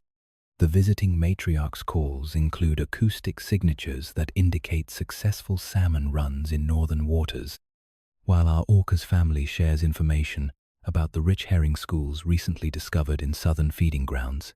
This information exchange creates mutual benefits that extend far beyond the immediate encounter. The complex social hierarchies that govern interpod relationships require careful navigation to prevent conflicts that could result in injury or death. While both matriarchs maintain equal status within their respective families, their interaction must establish temporary precedents for decision-making during the joint activities that may follow. Age, family size, recent hunting success, and territorial strength all influence these negotiations, which occur through subtle behavioral cues rather than overt confrontation. Young adults from both families show particular interest in the social opportunities presented by interpod encounters. These meetings provide rare chances for adolescent orcas to interact with potential mates from genetically compatible bloodlines, while also offering educational opportunities to observe different hunting techniques and cultural practices. The careful supervision of these interactions by adult family members ensures that appropriate social boundaries are maintained while allowing for natural social development. Temporary alliance formation can emerge from successful interpod meetings when environmental conditions favor cooperative activities. Joint hunting expeditions allow both families to pursue larger prey or exploit feeding opportunities that might be beyond the capabilities of individual pods. These cooperative hunts require sophisticated coordination between families with different acoustic dialects and hunting traditions, demonstrating the remarkable behavioral flexibility that makes orcas such successful predators. The territorial implications of interpod encounters extend far beyond the immediate meeting location. Successful, peaceful interaction can establish or reinforce territorial agreements that prevent future conflicts over feeding grounds, while failed negotiations might result in territorial exclusion that limits access to important hunting areas. These agreements, maintained through acoustic communication over vast distances, create invisible boundaries that organize orca society across entire ocean basins. Competition for resources creates underlying tension even during peaceful interpod encounters. Both families require substantial food resources to maintain their high-energy lifestyle, and the presence of another pod in the area could reduce hunting efficiency through prey dispersion or direct competition for the same targets. The negotiations that occur during these meetings often include agreements about feeding schedules and territorial use that minimize competitive pressure while maximizing benefits for both groups. Information about human activities increasingly features in interpod communications as shipping, fishing, and research activities expand throughout orca territories. The visiting pod brings reports of new shipping lanes that create acoustic interference, fishing operations that reduce prey availability, and research vessels that require behavioral adjustments to maintain family safety. This information sharing helps both families adapt to the rapidly changing ocean environment created by expanding human presence. The mating opportunities presented by interpod encounters require careful genetic assessment to ensure optimal offspring viability. Female orcas can evaluate potential mates through acoustic analysis, scent detection, and behavioral observation that reveals genetic compatibility and fitness indicators. The reproductive decisions made during these brief encounters will influence the genetic makeup of future generations, making mate selection one of the most critical aspects of interpod relationships. Conflict resolution mechanisms become essential when territorial disputes or resource competition creates tension between families. Orca society has evolved sophisticated methods for resolving conflicts without resorting to physical violence that could injure valuable family members. These mechanisms include acoustic threats, positioning displays, and ritualized competitions that establish dominance relationships, while minimizing actual harm to participants. The gradual separation process requires as much diplomatic care as the initial approach, with both families ensuring that all social obligations have been fulfilled and future interaction agreements have been established. The acoustic exchanges that accompany departure carry information about intended territorial movements, seasonal migration timing, and the conditions under which future meetings might be welcome. These final communications create the foundation for ongoing relationships that may span decades of future encounters. Cultural transmission between pods introduces new hunting techniques, vocal patterns, and behavioral innovations that increase the adaptive capacity of both families. Young orcas exposed to different cultural practices during interpod encounters often incorporate these new elements into their own behavioral repertoires, creating cultural evolution that enhances species' survival capability. This cultural exchange represents one of the most sophisticated examples of non-human knowledge transfer found in the natural world. Storm wall trial. The first signs of the approaching tempest reach our orca through subtle changes in atmospheric pressure that her sensitive lateral line system detects long before the storm becomes visible on the horizon. The barometric drop creates physical sensations in her massive body, a tightening in her air-filled sinuses, a dull ache in her jaw joints, and most critically, changes in the behavior of the microscopic organisms that form the base of the ocean's food web. These tiny creatures, responding to pressure changes with vertical migrations that alter the acoustic properties of seawater, create the first warning of the meteorological chaos approaching from the northwest. The wind arrives before the waves, its surface effects initially creating only minor chop that barely registers on her consciousness after decades of experiencing Pacific storms. But her acoustic environment changes dramatically as wind-generated surface turbulence begins interfering with the long-range communication that holds her family together across miles of ocean. The matriarch's calls, normally crystal clear at distances exceeding 10 miles, begin showing the distortion and range reduction that signals deteriorating weather conditions, requiring immediate tactical adjustments. Her family's response to the approaching storm follows protocols refined through countless encounters with Pacific tempests, their behavior shifting from the relaxed foraging mode of calm weather to the tight defensive formations necessary for surviving extreme conditions. The matriarch's position becomes even more central as family members close ranks around their leader, while the youngest calves move to the most protected positions within the group formation, where adult bodies can shield them from the worst effects of the approaching chaos. The waves begin building with the inexorable progression that marks truly dangerous storms, their height increasing from the normal 3-foot Pacific swells to the 8-foot monsters that make surface breathing challenging for even the largest orcas. Our orca must time her breathing with increasing precision, rising to the surface during the brief moments when wave troughs provide access to air, while avoiding the peaks that could slam her massive body with thousands of pounds of water pressure per square foot. Temperature changes accompany the storm's approach as wind action brings cold water from the depths to the surface while driving warmer surface water downward in chaotic mixing patterns that eliminate the stable thermal layers orcas use for navigation and hunting.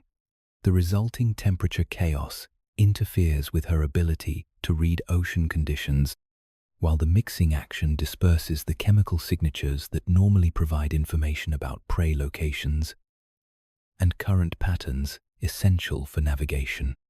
The acoustic landscape transforms into cacophony as wind-driven waves create underwater sound that drowns out the subtle acoustic cues her family depends on for coordination and hunting. Wave action against the surface generates broadband noise that masks echolocation returns, while the turbulent mixing creates acoustic shadows and reflections that could confuse navigation in critical moments when precise positioning means the difference between safety and disaster. Maintaining family cohesion becomes increasingly challenging as wave action and current changes threaten to separate individuals from the protective group formation. The smallest calf, barely 6 months old, and still learning to coordinate his breathing with surface conditions, begins showing signs of exhaustion as he struggles to maintain position against the increasing wave action. His distress calls, thin and high-pitched against the growing storm noise, trigger immediate protective responses from every adult in the family. Our orca immediately moves to assist the struggling calf, positioning her massive body to create a wind shadow that reduces the wave action in his immediate vicinity. This protective positioning requires her to work harder against the storm conditions while reducing her own safety margin. But the protective instincts that drive orca family behavior leave no room for hesitation when young lives are at stake. Her sister joins the rescue effort, the two adults creating a living breakwater that allows the calf to rest and recover his strength. The storm's full fury arrives with startling suddenness, as wind speeds increase from manageable 20-knot breezes to 40-knot gales that create confused seas, with waves approaching from multiple directions. Simultaneously, these chaotic wave patterns create underwater turbulence that extends far below the surface, generating powerful currents and pressure waves that could separate family members or drive them into dangerous proximity with underwater obstacles. Navigation becomes critical as the storm's progression threatens to drive the family toward the rocky coastline, where shallow water and breaking waves create deadly conditions for large marine mammals. The matriarch's knowledge of local bathymetry and current patterns becomes essential for plotting an escape route that leads to deeper, safer waters, where the family can ride out the storm without risk of being driven ashore by wind and wave action. The calf's condition deteriorates despite the protection provided by the adult females, his exhausted breathing becoming irregular as hypothermia begins affecting his motor control and cognitive function. The decision to initiate emergency rescue protocols cannot be delayed further, requiring coordinated action from multiple family members to ensure the youngest member's survival. The matriarch's emergency calls cut through the storm noise with the authority of absolute command, triggering immediate response from every available adult. Physical rescue techniques for distressed calves require precise coordination under the most challenging conditions imaginable. Our Orca and her sister position themselves on either side of the exhausted youngster, using their bodies to create a stable platform that supports his weight while maintaining forward progress towards safer waters. This formation, known as infant carrying, represents one of the most sophisticated rescue behaviors found in the animal kingdom, requiring perfect timing and communication between participants.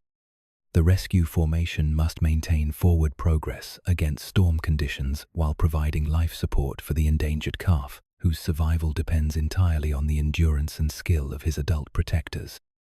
The two females supporting him must coordinate their breathing, diving, and swimming to create a stable environment that allows him to rest while the family group moves towards safety. Any failure in coordination could result in the calf being dropped or injured by the powerful currents and wave action.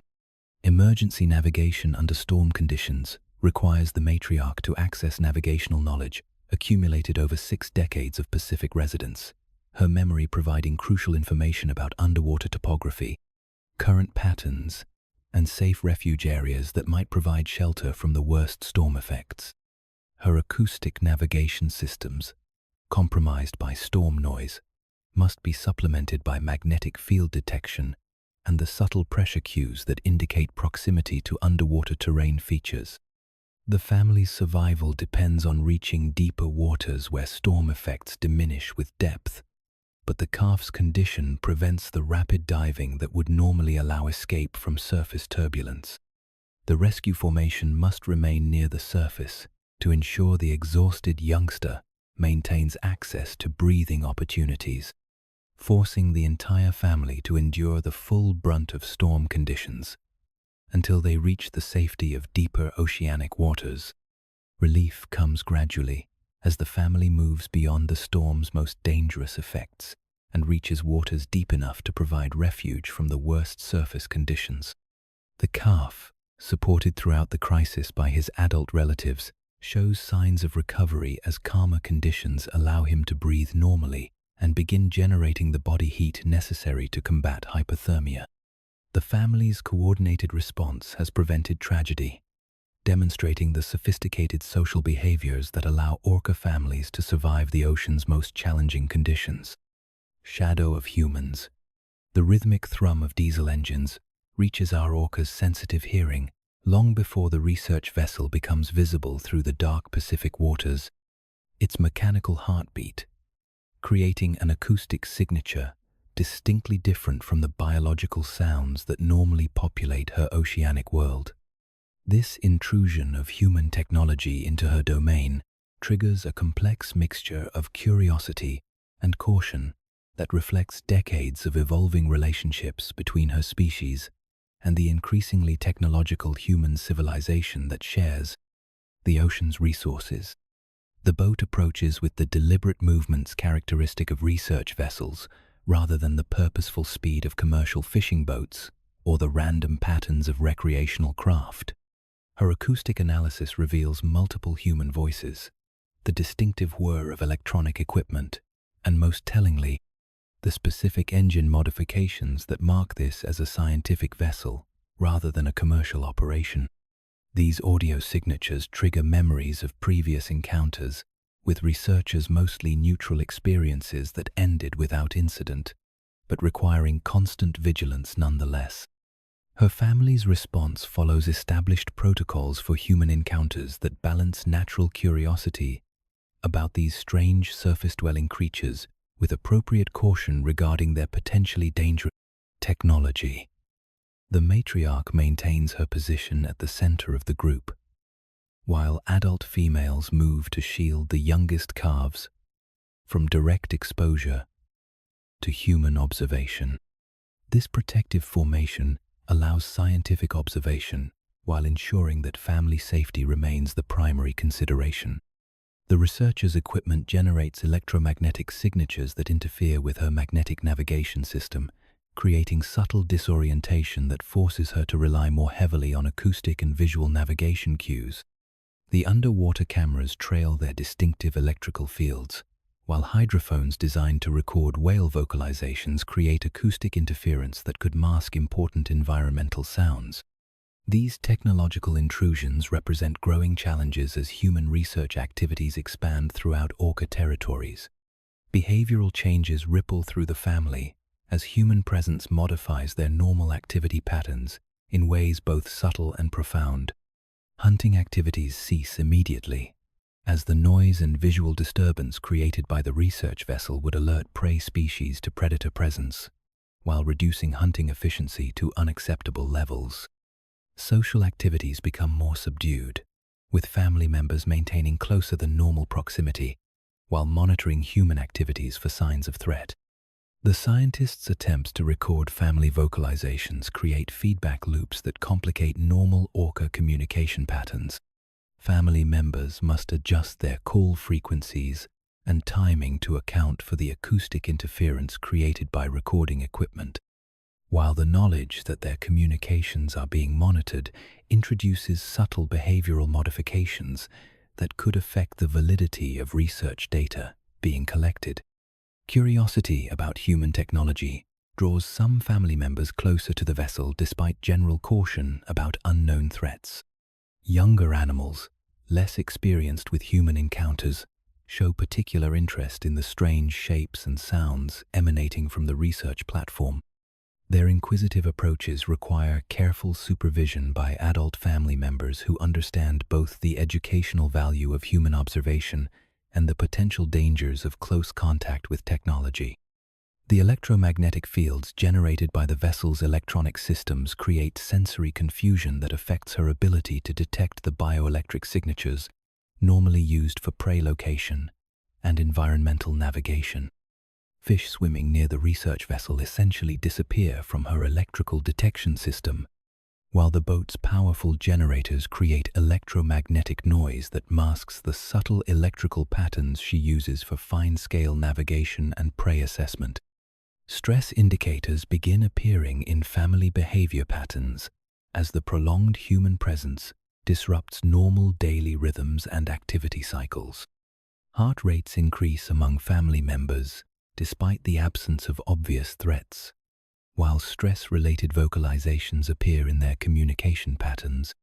These physiological responses to human presence demonstrate the significant impact that seemingly benign research activities can have on orca behavior and welfare. The research vessel's positioning creates territorial complications, as its presence effectively claims exclusive use of prime hunting grounds that the family would normally exploit during this time period. Commercial fish populations that concentrate around the vessel's hull provide feeding opportunities that become inaccessible due to human presence, forcing the family to expend additional energy traveling to alternative hunting areas that may offer inferior prey densities. Adaptation strategies emerge as the family develops short-term behavioral modifications to minimize the impact of human presence while maintaining essential life functions. Communication shifts to lower frequencies that penetrate through research vessel noise more effectively, while swimming patterns adjust to maintain safe distances from the vessel while preventing family dispersal that could compromise group coordination and safety. The broader context of increasing human ocean presence weighs heavily on the family's behavioral calculations. This research vessel represents just one example of expanding human activities that include commercial shipping, fishing operations, military exercises, and recreational boating that collectively create an acoustic environment increasingly dominated by artificial sounds rather than natural ocean rhythms. Long-range acoustic communication becomes particularly challenging as shipping lane noise from distant commercial vessels adds background interference that reduces the effective range of family vocalizations. The matriarch's contact calls, normally effective over distances exceeding 20 miles, may carry only half that distance through the acoustic clutter created by human industrial activities spread across thousands of square miles of ocean. Educational opportunities emerge from human encounters as younger family members observe and learn appropriate responses to technological intrusions that will likely become more frequent throughout their lifetimes. The matriarch's calm but vigilant response to human presence provides behavioral models that help prepare the next generation for an ocean environment increasingly influenced by human activities. The research vessel's departure provides immediate relief from acoustic interference and electromagnetic disruption, but the family's behavioral patterns require time to return to normal pre-encounter states. Stress-related physiological changes persist for hours after human contact ends, while heightened vigilance behaviors continue as family members scan for additional human activities that might require further behavioral modifications. Commercial shipping noise becomes audible on the horizon as a massive container vessel follows shipping lanes established to maximize efficiency while minimizing environmental impact. The low-frequency rumble of its enormous engines will affect Orca communication patterns for hours as the vessel passes through their territory, creating acoustic interference that demonstrates the cumulative impact of multiple human activities on marine mammal behavior and welfare. The family's adaptation to increasing human presence represents an ongoing evolutionary challenge that requires behavioral flexibility and cultural learning to navigate successfully. Their ability to maintain essential life functions while adapting to technological intrusions will determine their long-term survival in an ocean environment increasingly shaped by human activities and priorities. Ice flow, ambush. The Antarctic waters stretch endlessly in all directions, their surface decorated with ice formations that create a landscape unlike anything found in the temperate Pacific, where our Orca spent her early years. These southern hunting grounds represent the ultimate test of Orca intelligence and cooperation, where prey species have evolved sophisticated survival strategies that require equally sophisticated predation techniques to overcome. The leopard seal resting on the small ice floe ahead has chosen what appears to be the perfect refuges surrounded by frigid water that would quickly incapacitate most predators. Positioned on ice, too small for terrestrial hunters to access, her family approaches the ice field with the coordinated precision that marks them as one of the most intelligent predator teams on Earth. The hunt they are about to demonstrate represents the pinnacle of cooperative behavior in the animal kingdom, requiring split-second timing, perfect communication, and the kind of innovative problem-solving that separates orcas from every other marine predator. The technique they will employ took generations to develop and requires transmission of cultural knowledge so complex that only a few orca populations worldwide have mastered its execution. The leopard seal's position appears impregnable to conventional hunting approaches. At nearly half a ton, and armed with teeth designed for dismembering penguin and seal prey, leopard seals rank among Antarctica's apex predators when fighting in their preferred aquatic environment. But their reliance on ice flows for resting creates a vulnerability that orcas have learned to exploit through a hunting technique that transforms the seal's refuge into a trap. Acoustic reconnaissance begins as family members spread out around the ice floe to analyze its structure, thickness, and stability characteristics through echolocation. The returning sound waves provide detailed information about ice density, underwater shape, and most critically, the structural weak points where applied force could compromise the flow's integrity. This acoustic analysis requires interpretation skills developed through years of ice hunting experience, reading ice formations like terrestrial predators might read terrain features.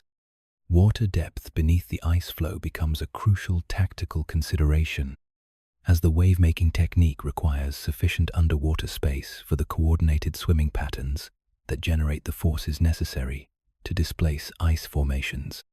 The family's sonar reveals a depth of approximately 40 feet beneath the target, flow adequate for the swimming maneuvers they have planned, but requiring precise depth control to generate maximum wave energy while avoiding collision with the ice's underwater extensions. The matriarch's positioning signals initiate the coordinated approach sequence that will determine the hunt's success or failure. Her massive 6-ton body moves to a position precisely calculated to create the optimal wave angle when she surfaces, while other family members space themselves at intervals that will reinforce her initial wave with secondary surge patterns. This formation requires mathematical precision that would challenge human engineers, yet the family achieves it through instinctive understanding developed over decades of cooperative hunting. Environmental factors must be assessed and incorporated into the attack plan, as wind direction, current patterns, and ice field dynamics will all influence the effectiveness of wave generation techniques.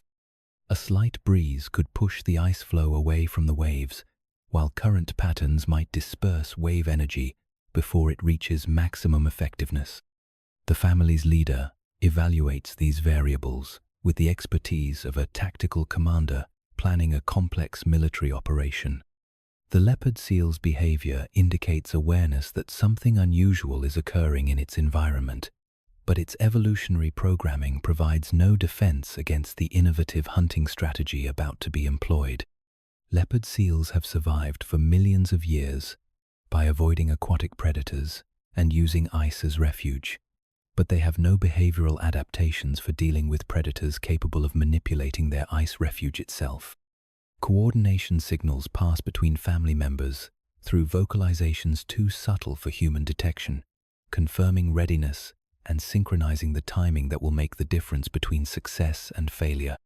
Each orca must know precisely when to begin her approach run, what depth to maintain, and exactly when to surface to create the wave pattern that will remove the seal from its apparently secure position.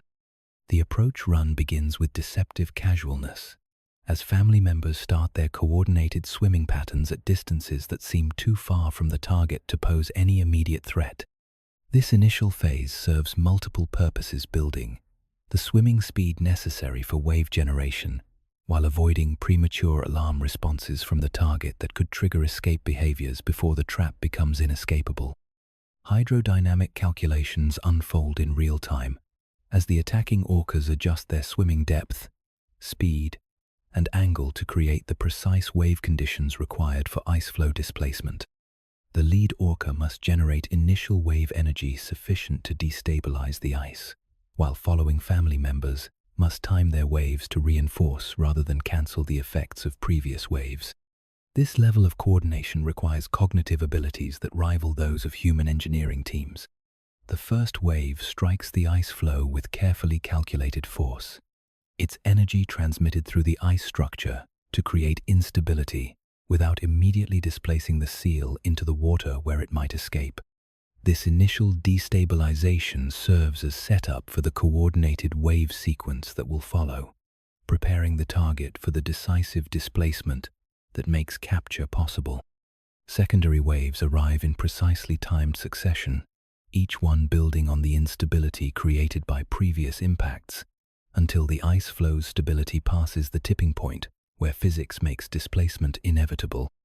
The mathematics of wave interaction create amplification effects that multiply the force applied to the ice structure, generating displacement energy far beyond what any individual orca could produce through simple physical force.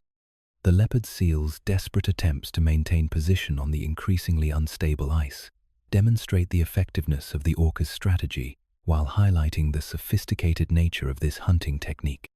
Unlike simple chase predation that relies on speed and endurance, wave hunting requires the prey to be displaced from a position of safety into an environment where the predators hold overwhelming advantage.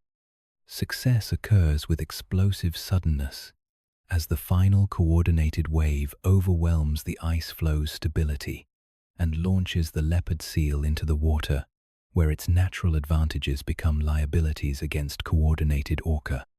Attack. The precision required to achieve this result, timing, positioning, wave generation, and coordinated attack, represents one of the most sophisticated hunting behaviors found anywhere in the natural world. The capture phase demonstrates why orcas are considered the ultimate marine predators, as family members coordinate to prevent the leopard seal's escape while sharing the substantial nutritional benefits of their successful hunt. The cultural knowledge required to execute this hunting technique will be passed to the next generation through careful instruction, ensuring that this remarkable adaptation continues to provide hunting success for future family generations. Migration, memory.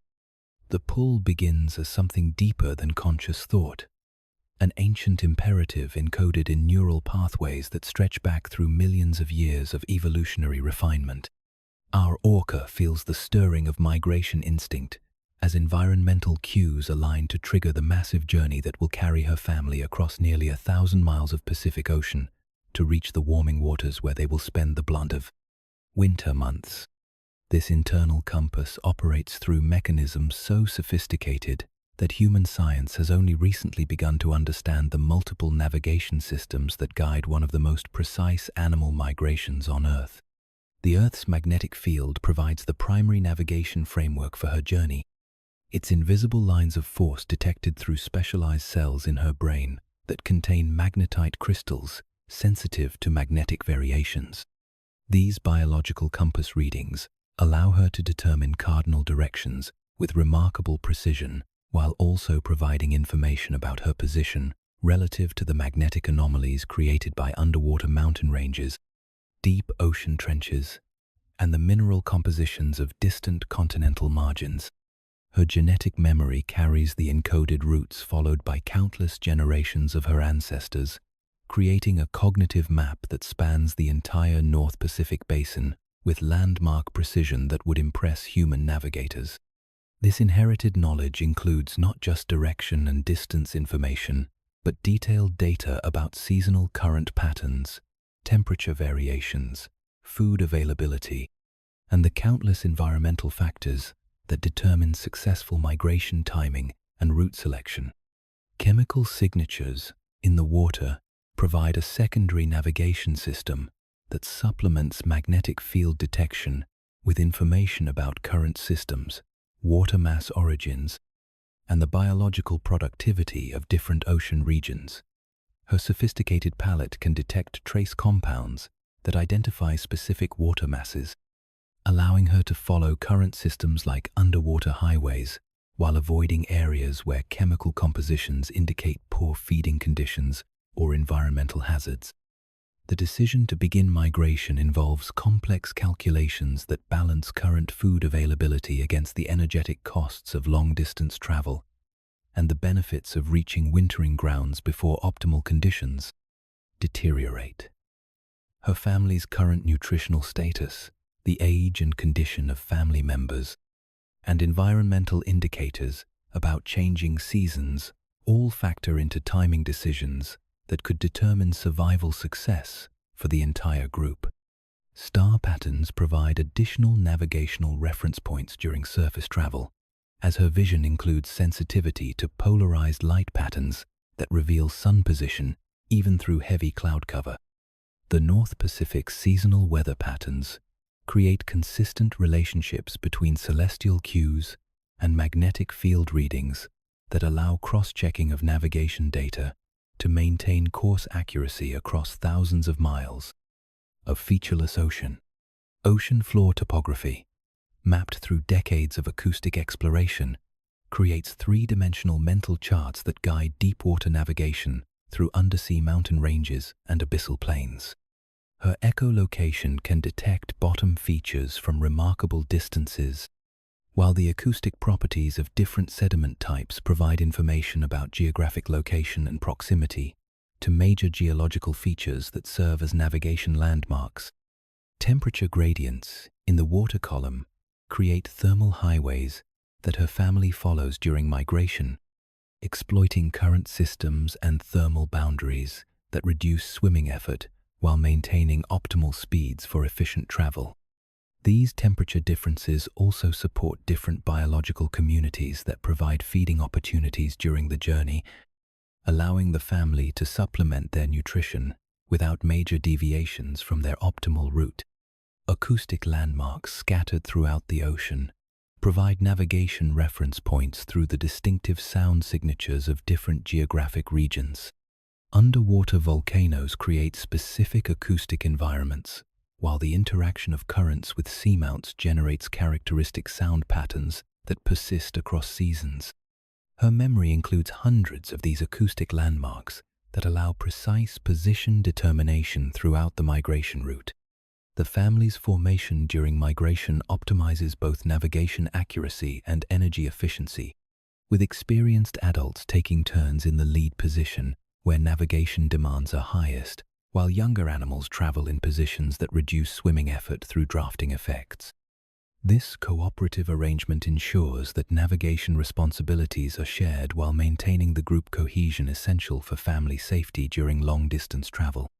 Weather pattern recognition allows the family to time their migration to take advantage of favorable conditions, while avoiding storm systems that could interfere with navigation or create dangerous traveling conditions.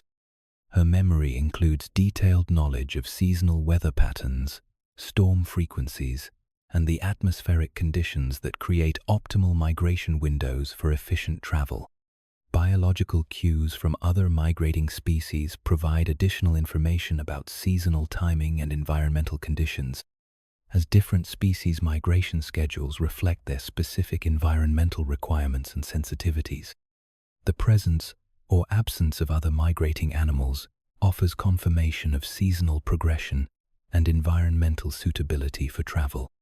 Navigation error correction mechanisms allow the family to adjust their route when environmental conditions or navigation uncertainties create deviations from optimal pathways. The multiple navigation systems provide redundant information that can compensate for temporary disruption of any single guidance mechanism, while frequent position checks against known landmarks allow course corrections before minor errors become major navigation problems. Cultural transmission of migration knowledge ensures that younger family members learn the complex skills necessary for independent navigation during future migrations. The matriarch's teaching includes not just route information, but the subtle environmental interpretation skills that allow navigation decisions to adapt to changing conditions while maintaining overall migration success. Social coordination during migration maintains family unity across distances that could easily separate individual animals, with communication systems adapted for long-distance travel and the acoustic challenges created by diverse ocean environments. The family's movement as a cohesive unit provides safety advantages while ensuring that navigation, knowledge, and experience are shared among all group members. Memory consolidation during migration strengthens the neural pathways that encode route information, environmental cues, and navigation techniques, creating increasingly sophisticated internal maps that improve with each successful journey. This cognitive enhancement ensures that her navigation abilities continue developing throughout her lifetime, building expertise that will guide her family through decades of future migrations. The approach to wintering grounds brings distinctive environmental signatures that confirm successful navigation and trigger the behavioral changes necessary for adaptation to their seasonal destination. Recognition of these familiar cues validates the accuracy of her complex navigation systems while initiating the physiological and behavioral adjustments that will optimize her family's success in their winter habitat. Resident versus transient. Picture this. You're an orca cruising through the cold waters off the Pacific Northwest, and suddenly your sonar picks up something that makes your blood run cold. Not a predator, you're the apex here, but something far more socially awkward. Another orca family. The wrong kind of orca family. Welcome to one of nature's most fascinating cultural divides, where being the same species means absolutely nothing if you don't speak the right language or eat the right food. In the orca world, there are essentially two completely different civilizations sharing the same ocean, and they've spent thousands of years perfecting the art of pretending the other doesn't exist. Meet the residents first, the chatty, fish-obsessed homebodies of the orca world. These are your salmon specialists, the ones who've built their entire culture around following the fish runs up and down the coast.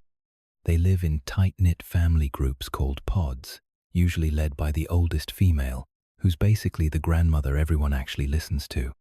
These matriarchs can live past 90, accumulating decades of knowledge about where to find the best salmon, which routes to take, and most importantly, how to talk. And boy, do residents love to talk. Their underwater conversations are constant clicks, whistles, calls that carry for miles through the ocean. Each family has its own dialect, passed down from mother to calf like a secret code. Scientists can actually identify which pod an orca belongs to just by listening to their calls. It's like having a regional accent, except your accent determines whether you get invited to the family barbecue or completely shunned from society. Residents are the extroverts of the orca world. When they're hunting salmon, it sounds like an underwater block party.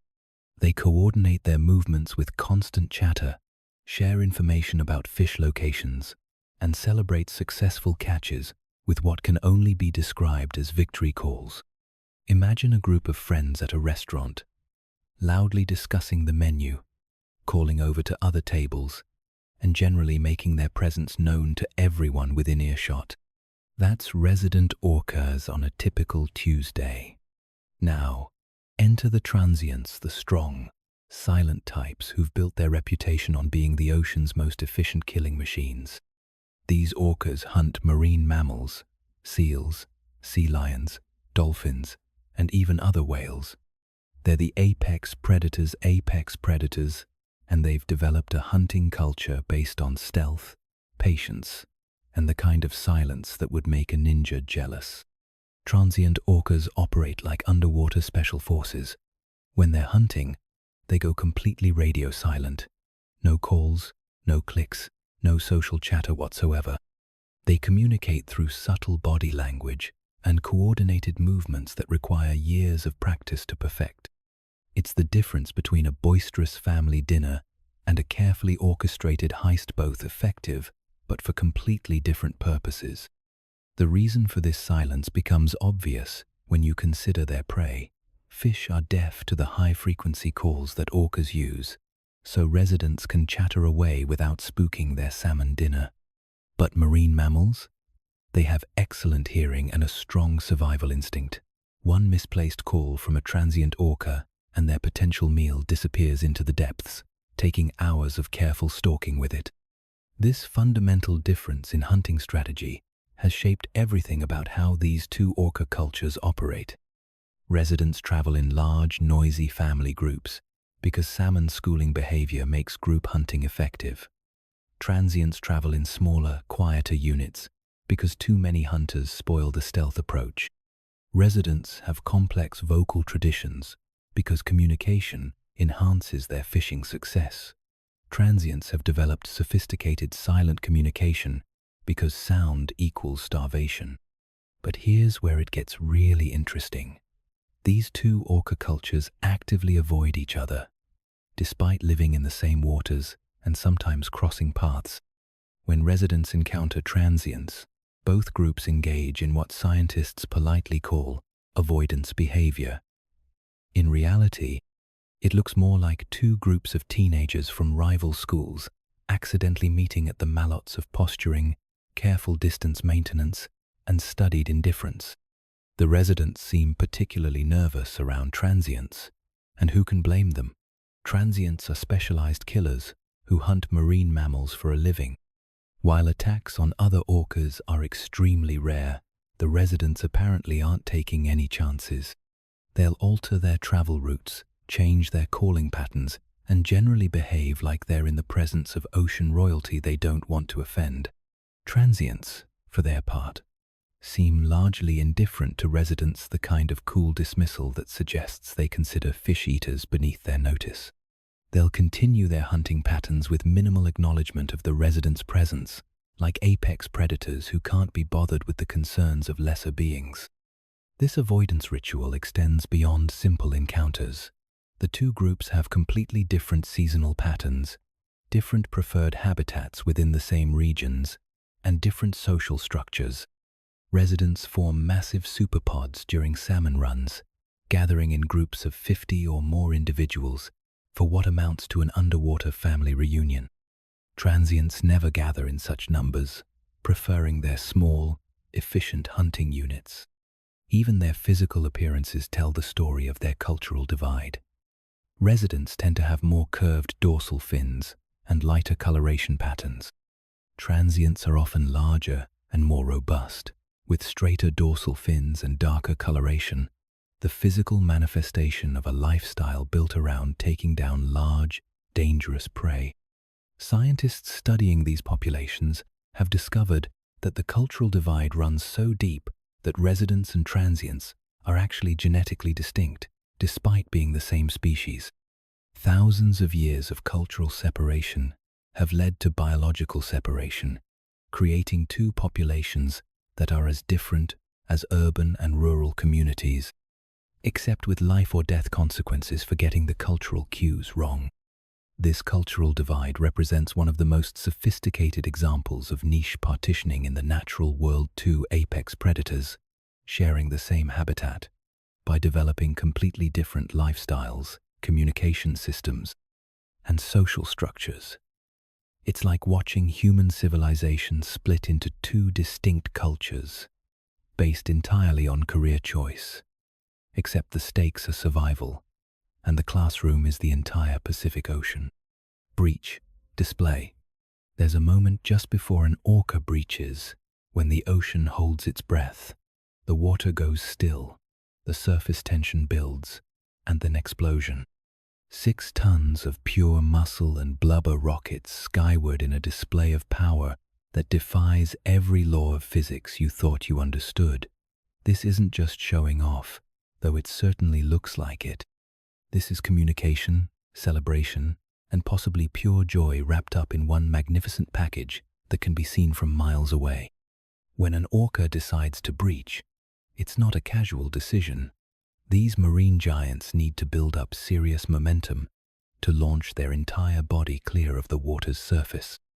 They dive deep, sometimes 30 feet or more, then angle upward at precisely the right trajectory, while pumping their massive tail flukes with the kind of coordinated power that would make Olympic swimmers weep. The physics alone is staggering. Imagine trying to throw a small car straight up into the air using nothing but core strength and perfect timing. The breach itself is a thing of beauty and terror. The orca's head breaks the surface first, water cascading off its distinctive black and white pattern, followed by the full length of its torpedo-shaped body. For a brief, impossible moment, this creature of the deep becomes a creature of the air, suspended against the sky like some ancient sea god showing off for mortals.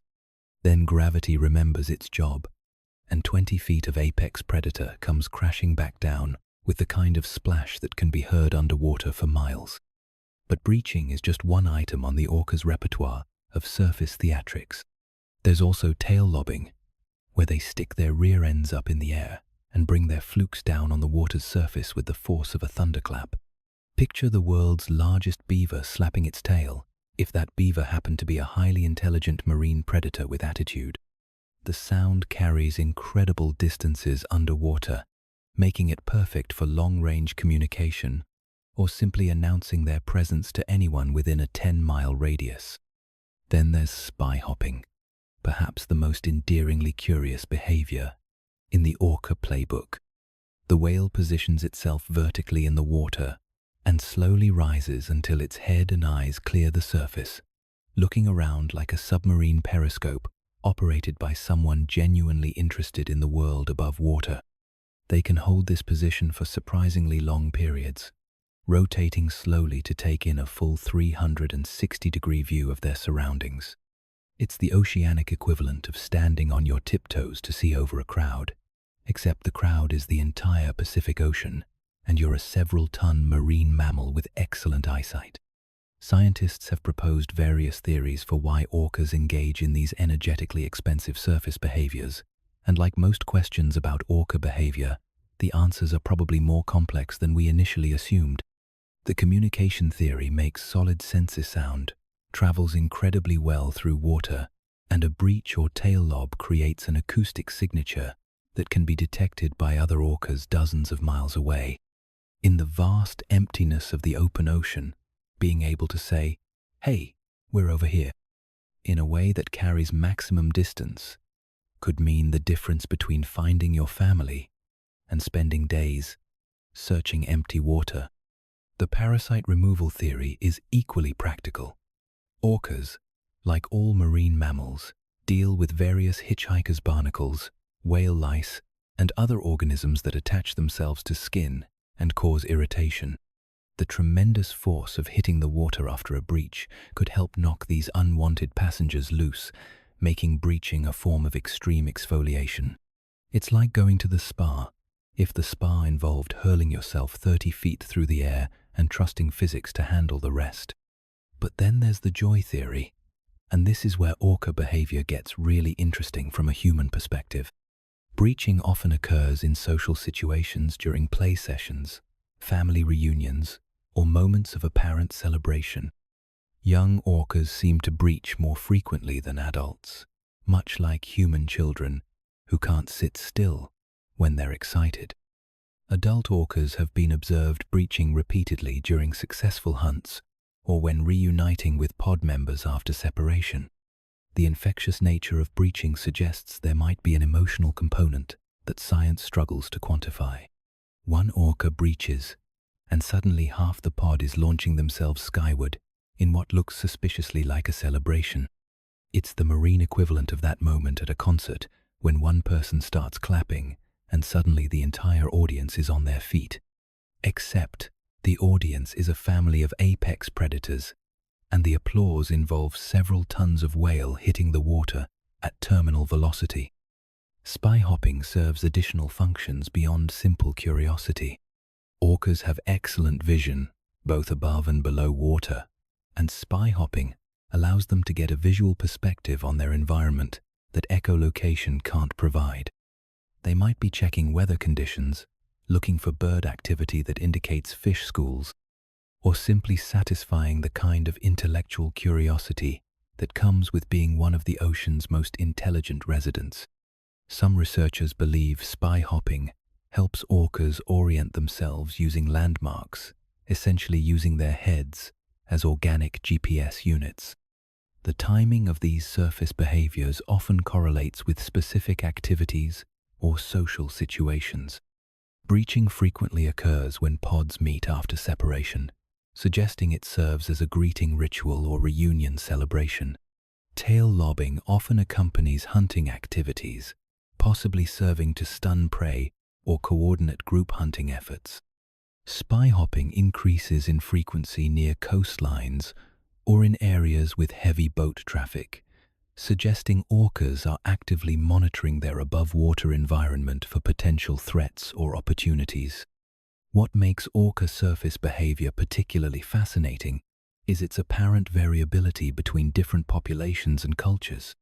Some orca communities are frequent breachers, incorporating aerial displays into their regular social routines. Others seem more reserved, using surface behaviors sparingly, and for specific purposes.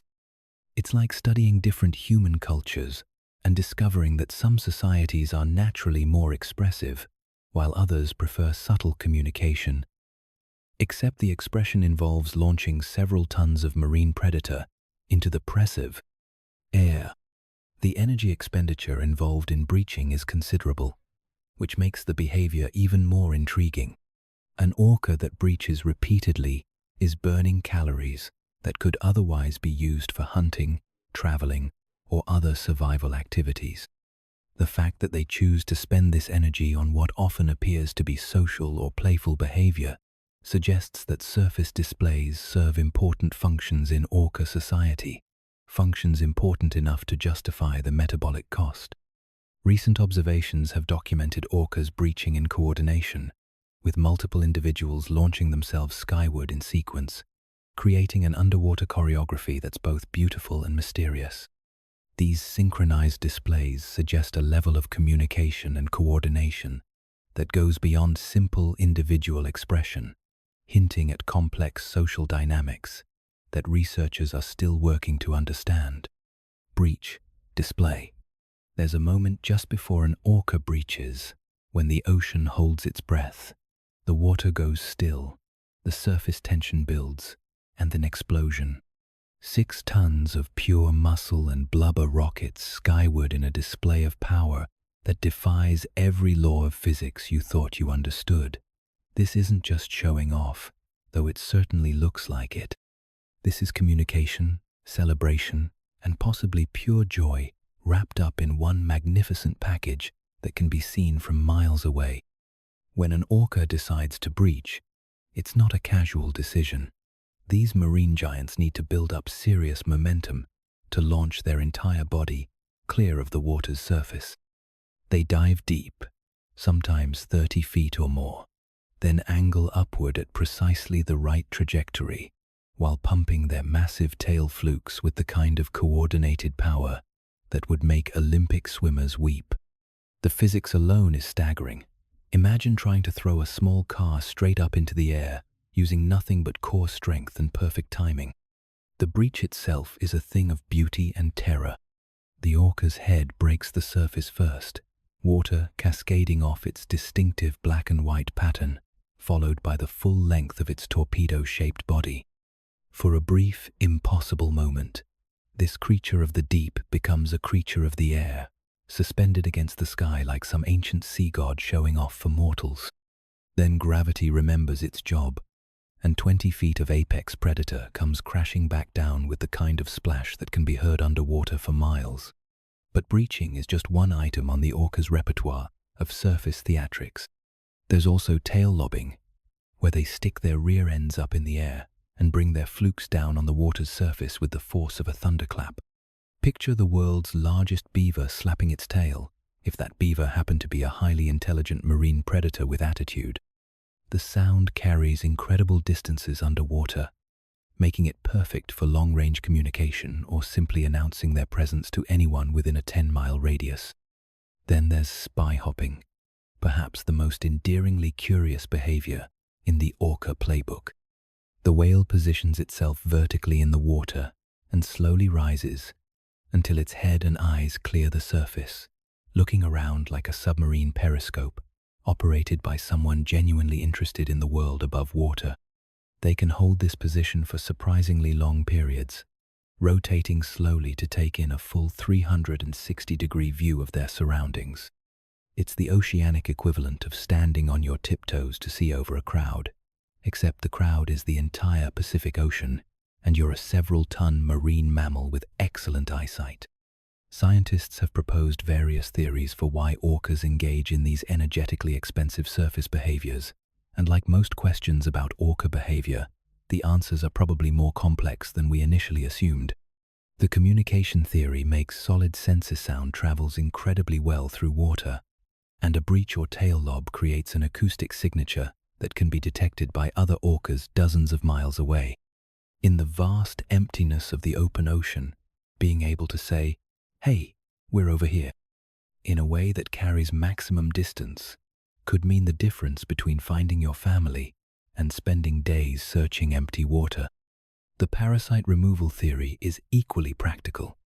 Orcas, like all marine mammals, deal with various hitchhiker's barnacles, whale lice, and other organisms that attach themselves to skin and cause irritation. The tremendous force of hitting the water after a breach could help knock these unwanted passengers loose, making breaching a form of extreme exfoliation. It's like going to the spa, if the spa involved hurling yourself 30 feet through the air and trusting physics to handle the rest. But then there's the joy theory. And this is where orca behavior gets really interesting from a human perspective. Breaching often occurs in social situations, during play sessions, family reunions, or moments of apparent celebration. Young orcas seem to breach more frequently than adults, much like human children who can't sit still when they're excited. Adult orcas have been observed breaching repeatedly during successful hunts or when reuniting with pod members after separation.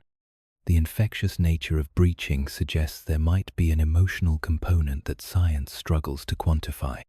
One orca breaches, and suddenly half the pod is launching themselves skyward in what looks suspiciously like a celebration.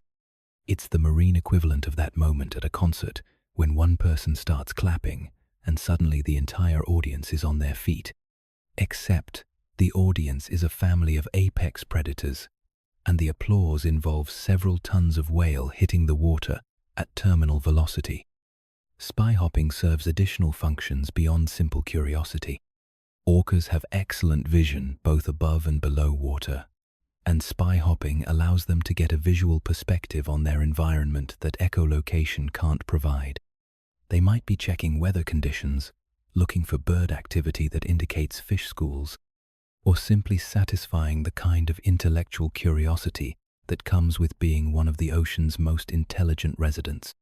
Some researchers believe spy hopping helps orcas orient themselves using landmarks, essentially using their heads as organic GPS units. The timing of these surface behaviors often correlates with specific activities or social situations. Breaching frequently occurs when pods meet after separation, suggesting it serves as a greeting ritual or reunion celebration.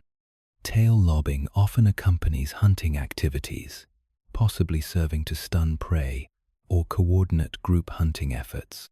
Spy hopping increases in frequency near coastlines or in areas with heavy boat traffic, suggesting orcas are actively monitoring their above-water environment for potential threats or opportunities. What makes orca surface behavior particularly fascinating is its apparent variability between different populations and cultures. Some orca communities are frequent breachers, incorporating aerial displays into their regular social routines. Others seem more reserved, using surface behaviors sparingly and for specific purposes. It's like studying different human cultures and discovering that some societies are naturally more expressive, while others prefer subtle communication, except the expression involves launching several tons of marine predator into the air. The energy expenditure involved in breaching is considerable, which makes the behavior even more intriguing. An orca that breaches repeatedly is burning calories that could otherwise be used for hunting, traveling, or other survival activities. The fact that they choose to spend this energy on what often appears to be social or playful behavior suggests that surface displays serve important functions in orca society, functions important enough to justify the metabolic cost. Recent observations have documented orcas breaching in coordination, with multiple individuals launching themselves skyward in sequence, creating an underwater choreography that's both beautiful and mysterious. These synchronized displays suggest a level of communication and coordination that goes beyond simple individual expression, hinting at complex social dynamics that researchers are still working to understand. Hidden threats. The ocean looks pristine from the surface, but beneath the waves lurks an invisible enemy that's been building strength for decades. It doesn't have teeth or claws, can't be fought or fled from, and accumulates silently in the bodies of apex predators until it reaches levels that would make a toxicologist lose sleep. Welcome to the chemical shadow that follows every orca through modern Caesar cocktail of industrial pollutants, pesticides, and synthetic compounds that have turned the ocean's top predators into unwilling chemical storage units. Orcas occupy the worst possible position in this toxic lottery, the very top of the food web. Every fish they eat has accumulated chemicals from smaller fish, which got them from plankton, which absorbed them from seawater, contaminated by decades of human industrial activity. It's a process called bioaccumulation, and it works like compound interest, except instead of earning money, you're earning a concentrated dose of every chemical humans have ever dumped into the ocean. The numbers are staggering. Orca blubber samples from the Pacific Northwest contain PCB concentrations hundreds of times higher than what's considered safe for marine mammals. These persistent organic pollutants were banned decades ago, but they don't break down naturally.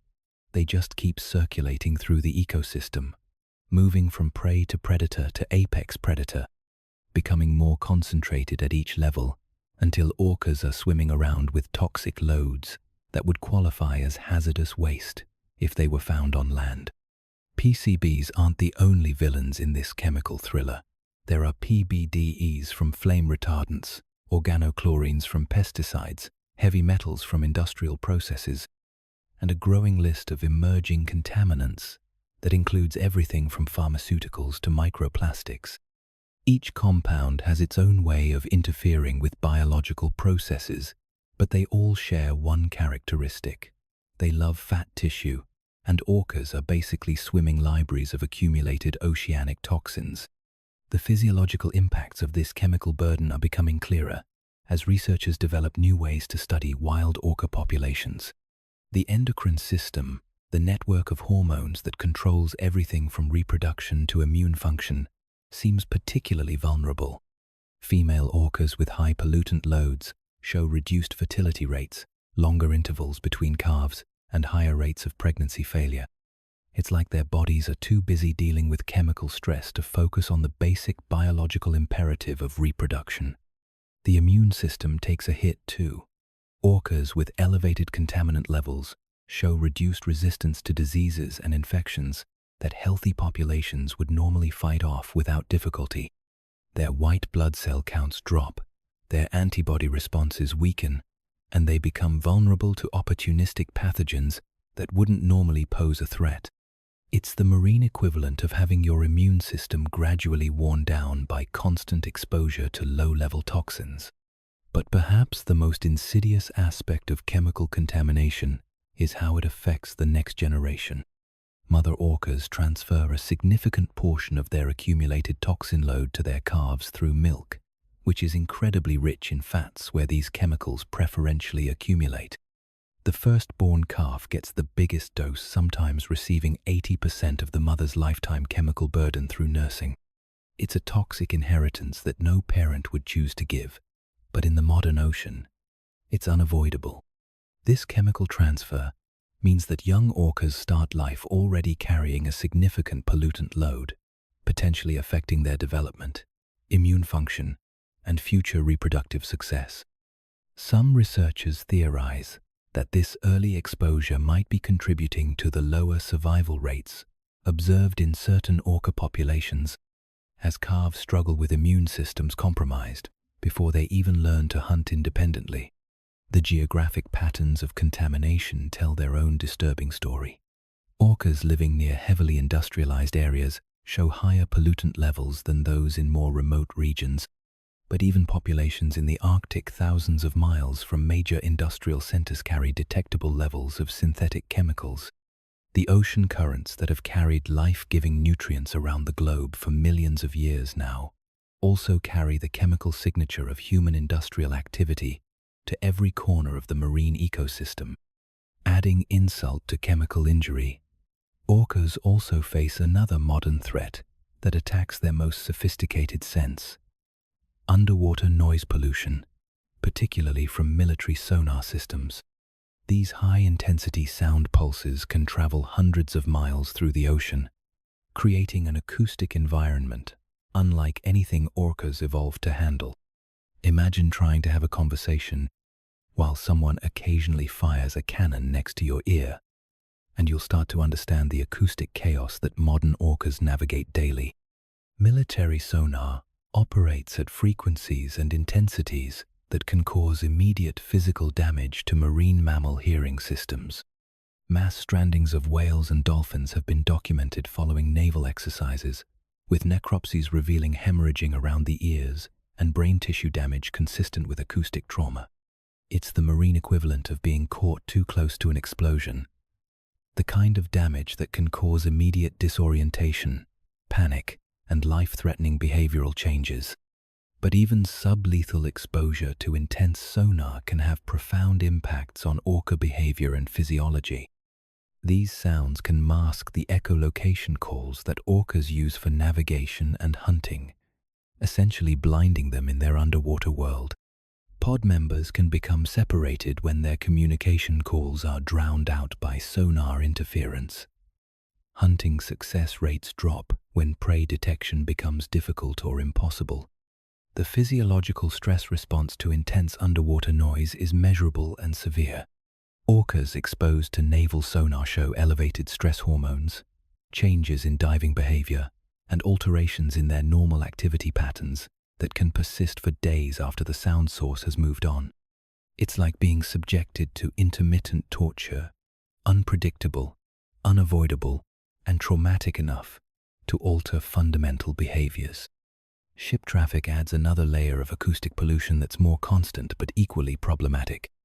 The background noise levels in major shipping lanes have increased dramatically over the past century, creating a chronic acoustic fog that makes long-distance communication more difficult. Orcas have been observed changing their calling patterns in response to ship noise, essentially shouting to be heard over the mechanical din of global commerce. The cumulative impact of these multiple stressors, chemical contamination, acoustic pollution, and the various other pressures of sharing the ocean with human activities creates a perfect storm of physiological stress that researchers are only beginning to understand. Each threat alone might be manageable, but together they represent a fundamental alteration of the marine environment that challenges orcas' ability to maintain their sophisticated social structures and hunting traditions. Climate change adds yet another variable to this complex equation. As ocean temperatures rise and prey distributions shift, orcas must adapt their hunting strategies and migration patterns while simultaneously dealing with increasing chemical and acoustic stress. Some populations are already showing signs of strain, with declining birth rates, increased mortality, and behavioral changes that suggest these apex predators are being pushed toward the limits of their remarkable adaptability.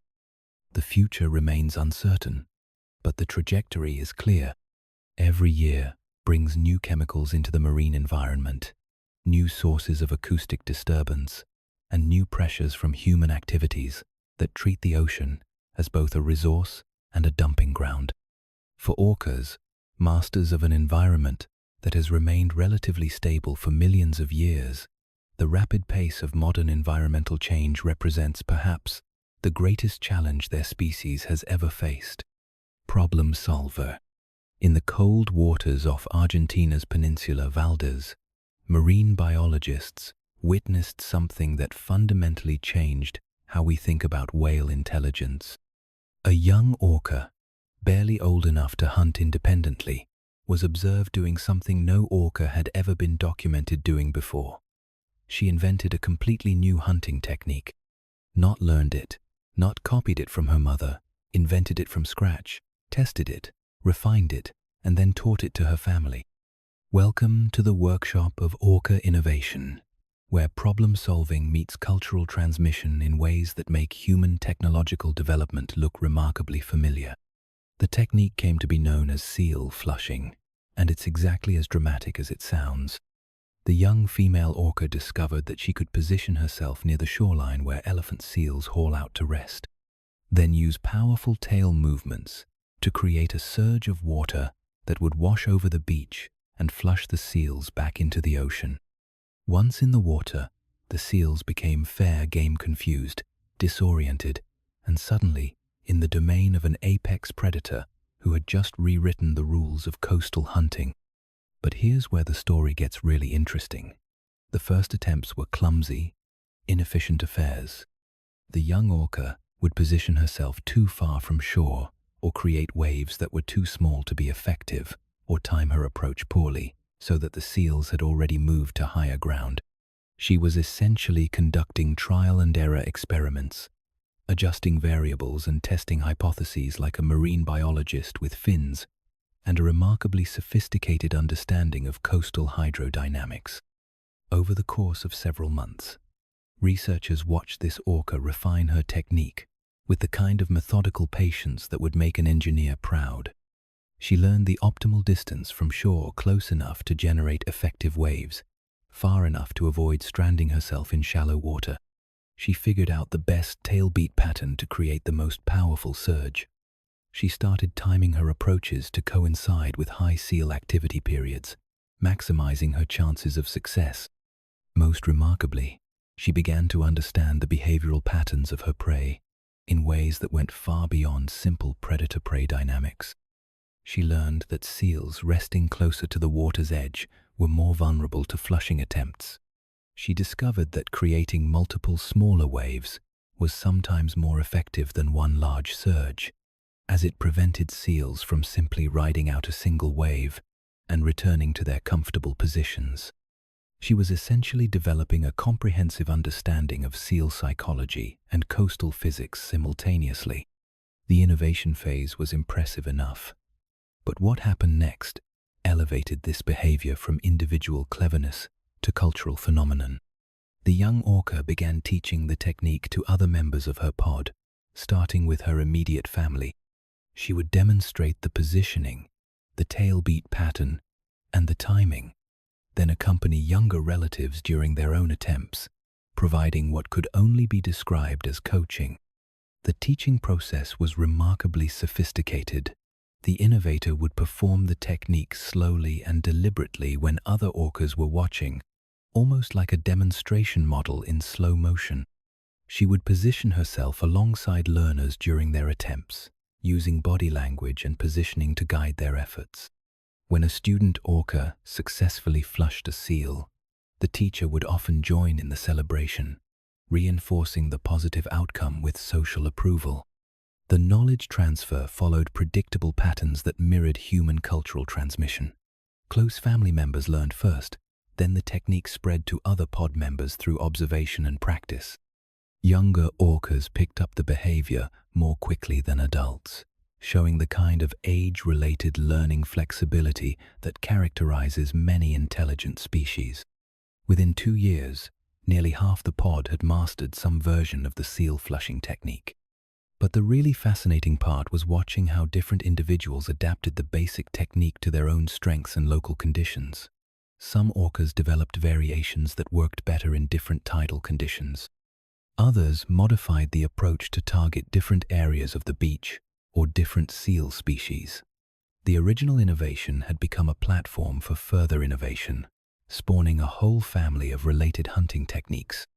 This process of innovation, testing, refinement, and cultural transmission represents one of the clearest examples of non-human technology development ever documented.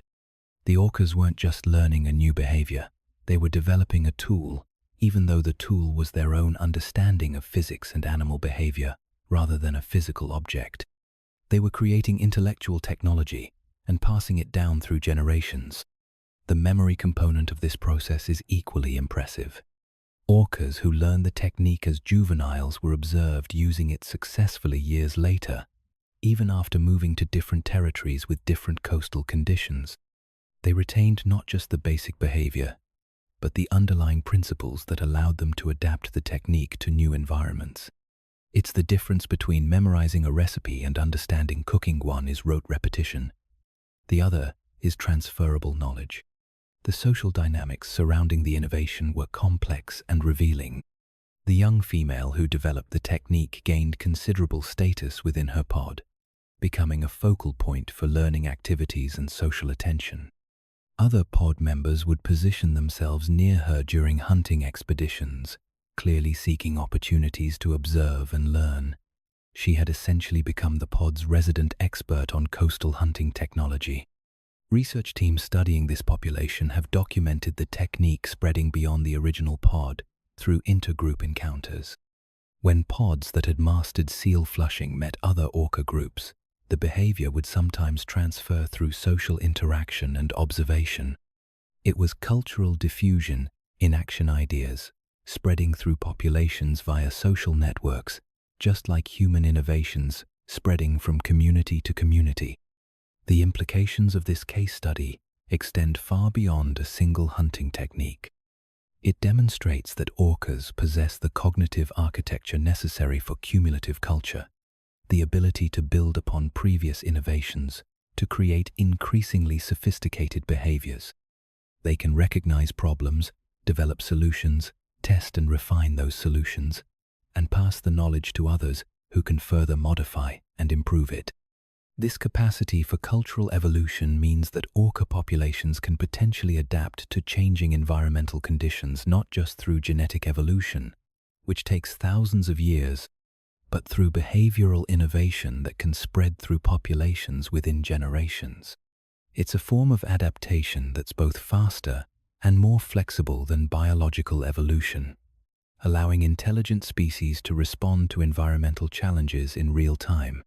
The seal flushing innovation also reveals something profound about orca cognition. They understand cause and effect relationships well enough to manipulate them intentionally.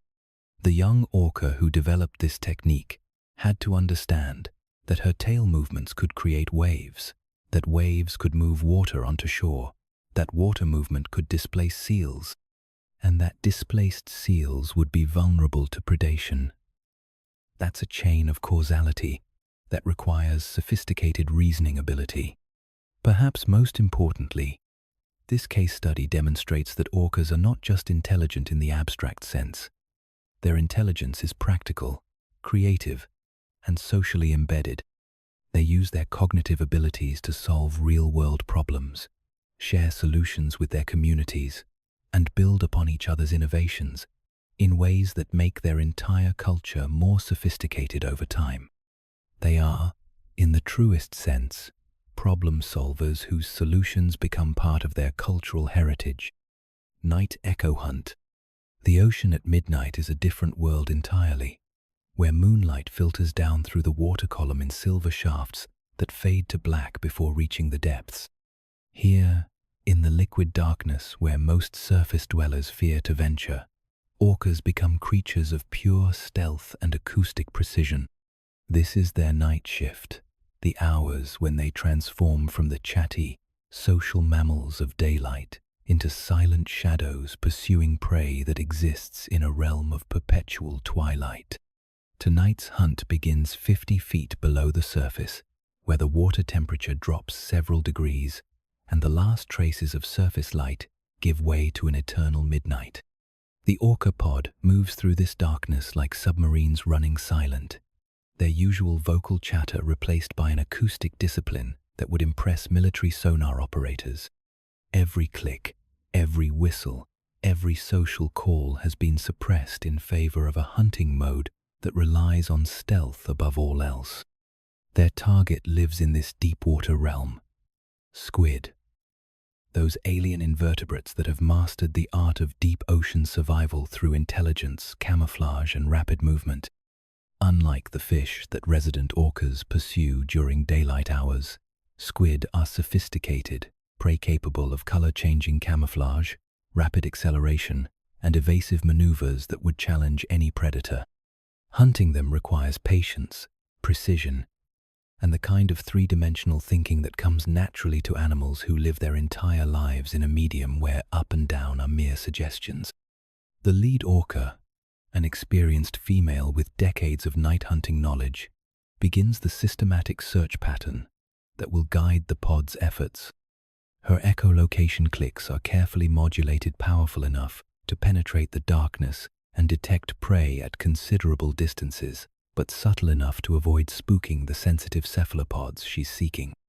Each click sends out acoustic waves that bounce off anything solid in the water column, returning with information about size, distance, texture, and the kind of three-dimensional thinking that comes naturally to animals who live their entire lives in a medium where up and down are mere suggestions. The lead orca, an experienced female with decades of night hunting knowledge, begins the systematic search pattern that will guide the pod's efforts. Her echolocation clicks are carefully modulated, powerful enough to penetrate the darkness and detect prey at considerable distances, but subtle enough to avoid spooking the sensitive cephalopods she's seeking. Each click sends out acoustic waves that bounce off anything solid in the water column, returning with information about size, distance, texture, and movement patterns. The returning echoes paint a three-dimensional picture in the orca's brainsonic landscape more detailed than any visual system could provide in these dark waters. A large object moving at 40 feet distance, roughly cylindrical shape, density consistent with squid flesh rather than fish muscle. The subtle differences in echo characteristics that distinguish a 10-foot giant Pacific squid from a school of smaller market squid. The acoustic signature of tentacles versus fins, of soft tissue versus hard shells. As the hunting party spreads out to cover more water, each member maintains acoustic contact through calls so low frequency they're barely audible to human ears. These infrasonic communications travel vast distances through the water, allowing the pod to coordinate their movements across miles of ocean while remaining virtually silent to their prey. It's like having a private radio network that operates below the hearing range of anyone you're trying to sneak up on. The first contact comes as a subtle change in the echo pattern, something large and mobile, moving through the water column about 200 yards ahead. The lead orca adjusts her position slightly, angling to intercept while simultaneously communicating the target's location to her podmates through subtle changes in her swimming pattern and precisely timed, low-frequency calls. The choreography of a coordinated hunt begins to unfold in three-dimensional space. Squid hunting requires different tactics than pursuing fish or marine mammals. These cephalopods are masters of sudden acceleration, capable of jet propulsion that can carry them away from danger at speeds that would leave most predators struggling to keep up. They can also change color and texture instantaneously, making them nearly invisible against the varied backgrounds of the deep ocean. Most challenging of all, they're intelligent enough to recognize predator behavior patterns and adapt their evasive strategies accordingly. The orcas respond to these challenges with tactics that showcase their own considerable intelligence. Rather than pursuing squid directly, they often position themselves to drive their prey toward other pod members, a three-dimensional version of the herding behaviors they use when hunting fish. They use the ocean's natural features as tools, driving squid toward thermoclines or current boundaries that might slow their escape or limit their movement options. As the hunt intensifies, something magical begins to happen in the water around the pursuing orcas. Their movement through the dark ocean disturbs countless microscopic organisms called dinoflagellates, triggering a bioluminescent response that turns their wake into trails of living light. Each stroke of their powerful tails creates swirls of blue-green luminescence that linger in the water like underwater fireworks, marking their passage through the liquid darkness. The bioluminescent display serves multiple purposes in the context of the hunt. The light trails help pod members track each other's movements without relying entirely on echolocation, creating a visual communication system that works in the deep water environment. The luminescence can also be used. Tactically rapid movements that create bright flashes might confuse or startle prey, while slow, controlled swimming minimizes the light signature and maintains stealth. But perhaps most remarkably, experienced orcas seem to understand how to use bioluminescence as a hunting tool. They can create light patterns that mimic the natural bioluminescent displays of deep water prey species, essentially using the ocean's own lighting system as camouflage or deception. A careful tail movement that creates the right pattern of disturbed plankton might look like a small fish to a hungry squid, drawing it within range of a patient predator. The actual capture, when it comes, happens with surprising speed. The target squid, a magnificent specimen nearly 6 feet long with tentacles that trail gracefully through the water, suddenly finds itself surrounded by massive shapes that appeared from the darkness with supernatural stealth. Its color-changing abilities flash through a rapid sequence of pattern alarm signals, camouflage attempts, aggressive displays, but the orcas have positioned themselves too well for escape to be possible. The kill is quick and efficient, a testament to the orca's understanding of cephalopod anatomy and their ability to coordinate precisely in three-dimensional space. The successful hunter shares her prize with pod members, according to complex social protocols that govern food distribution during communal hunts. The sharing process itself involves sophisticated communication about portion sizes, eating order, and social obligations that reflect the deep cultural traditions of Orca society. As the night progresses, the hunt continues with the patient rhythm of apex predators who understand that success comes from persistence rather than haste. Each squid captured represents hours of careful stalking, precise coordination, and the kind of acoustic artistry that transforms echolocation from simple navigation tool to sophisticated hunting instrument. The pod moves through the bioluminescent water like a pack of wolves made of liquid shadow and living light, pursuing prey that exists in a realm where only the most skilled predators can survive. The deep water hunt reveals orcas at their most primal and most sophisticated simultaneously ancient predators, using cutting-edge biological technology to pursue intelligent prey in an environment that challenges every aspect of prey. Their considerable abilities. Here in the midnight ocean, surrounded by trails of disturbed bioluminescence and guided by acoustic senses that map the invisible world around them, they embody the perfect fusion of raw predatory power and evolutionary refinement that has made them masters of every ocean on Earth.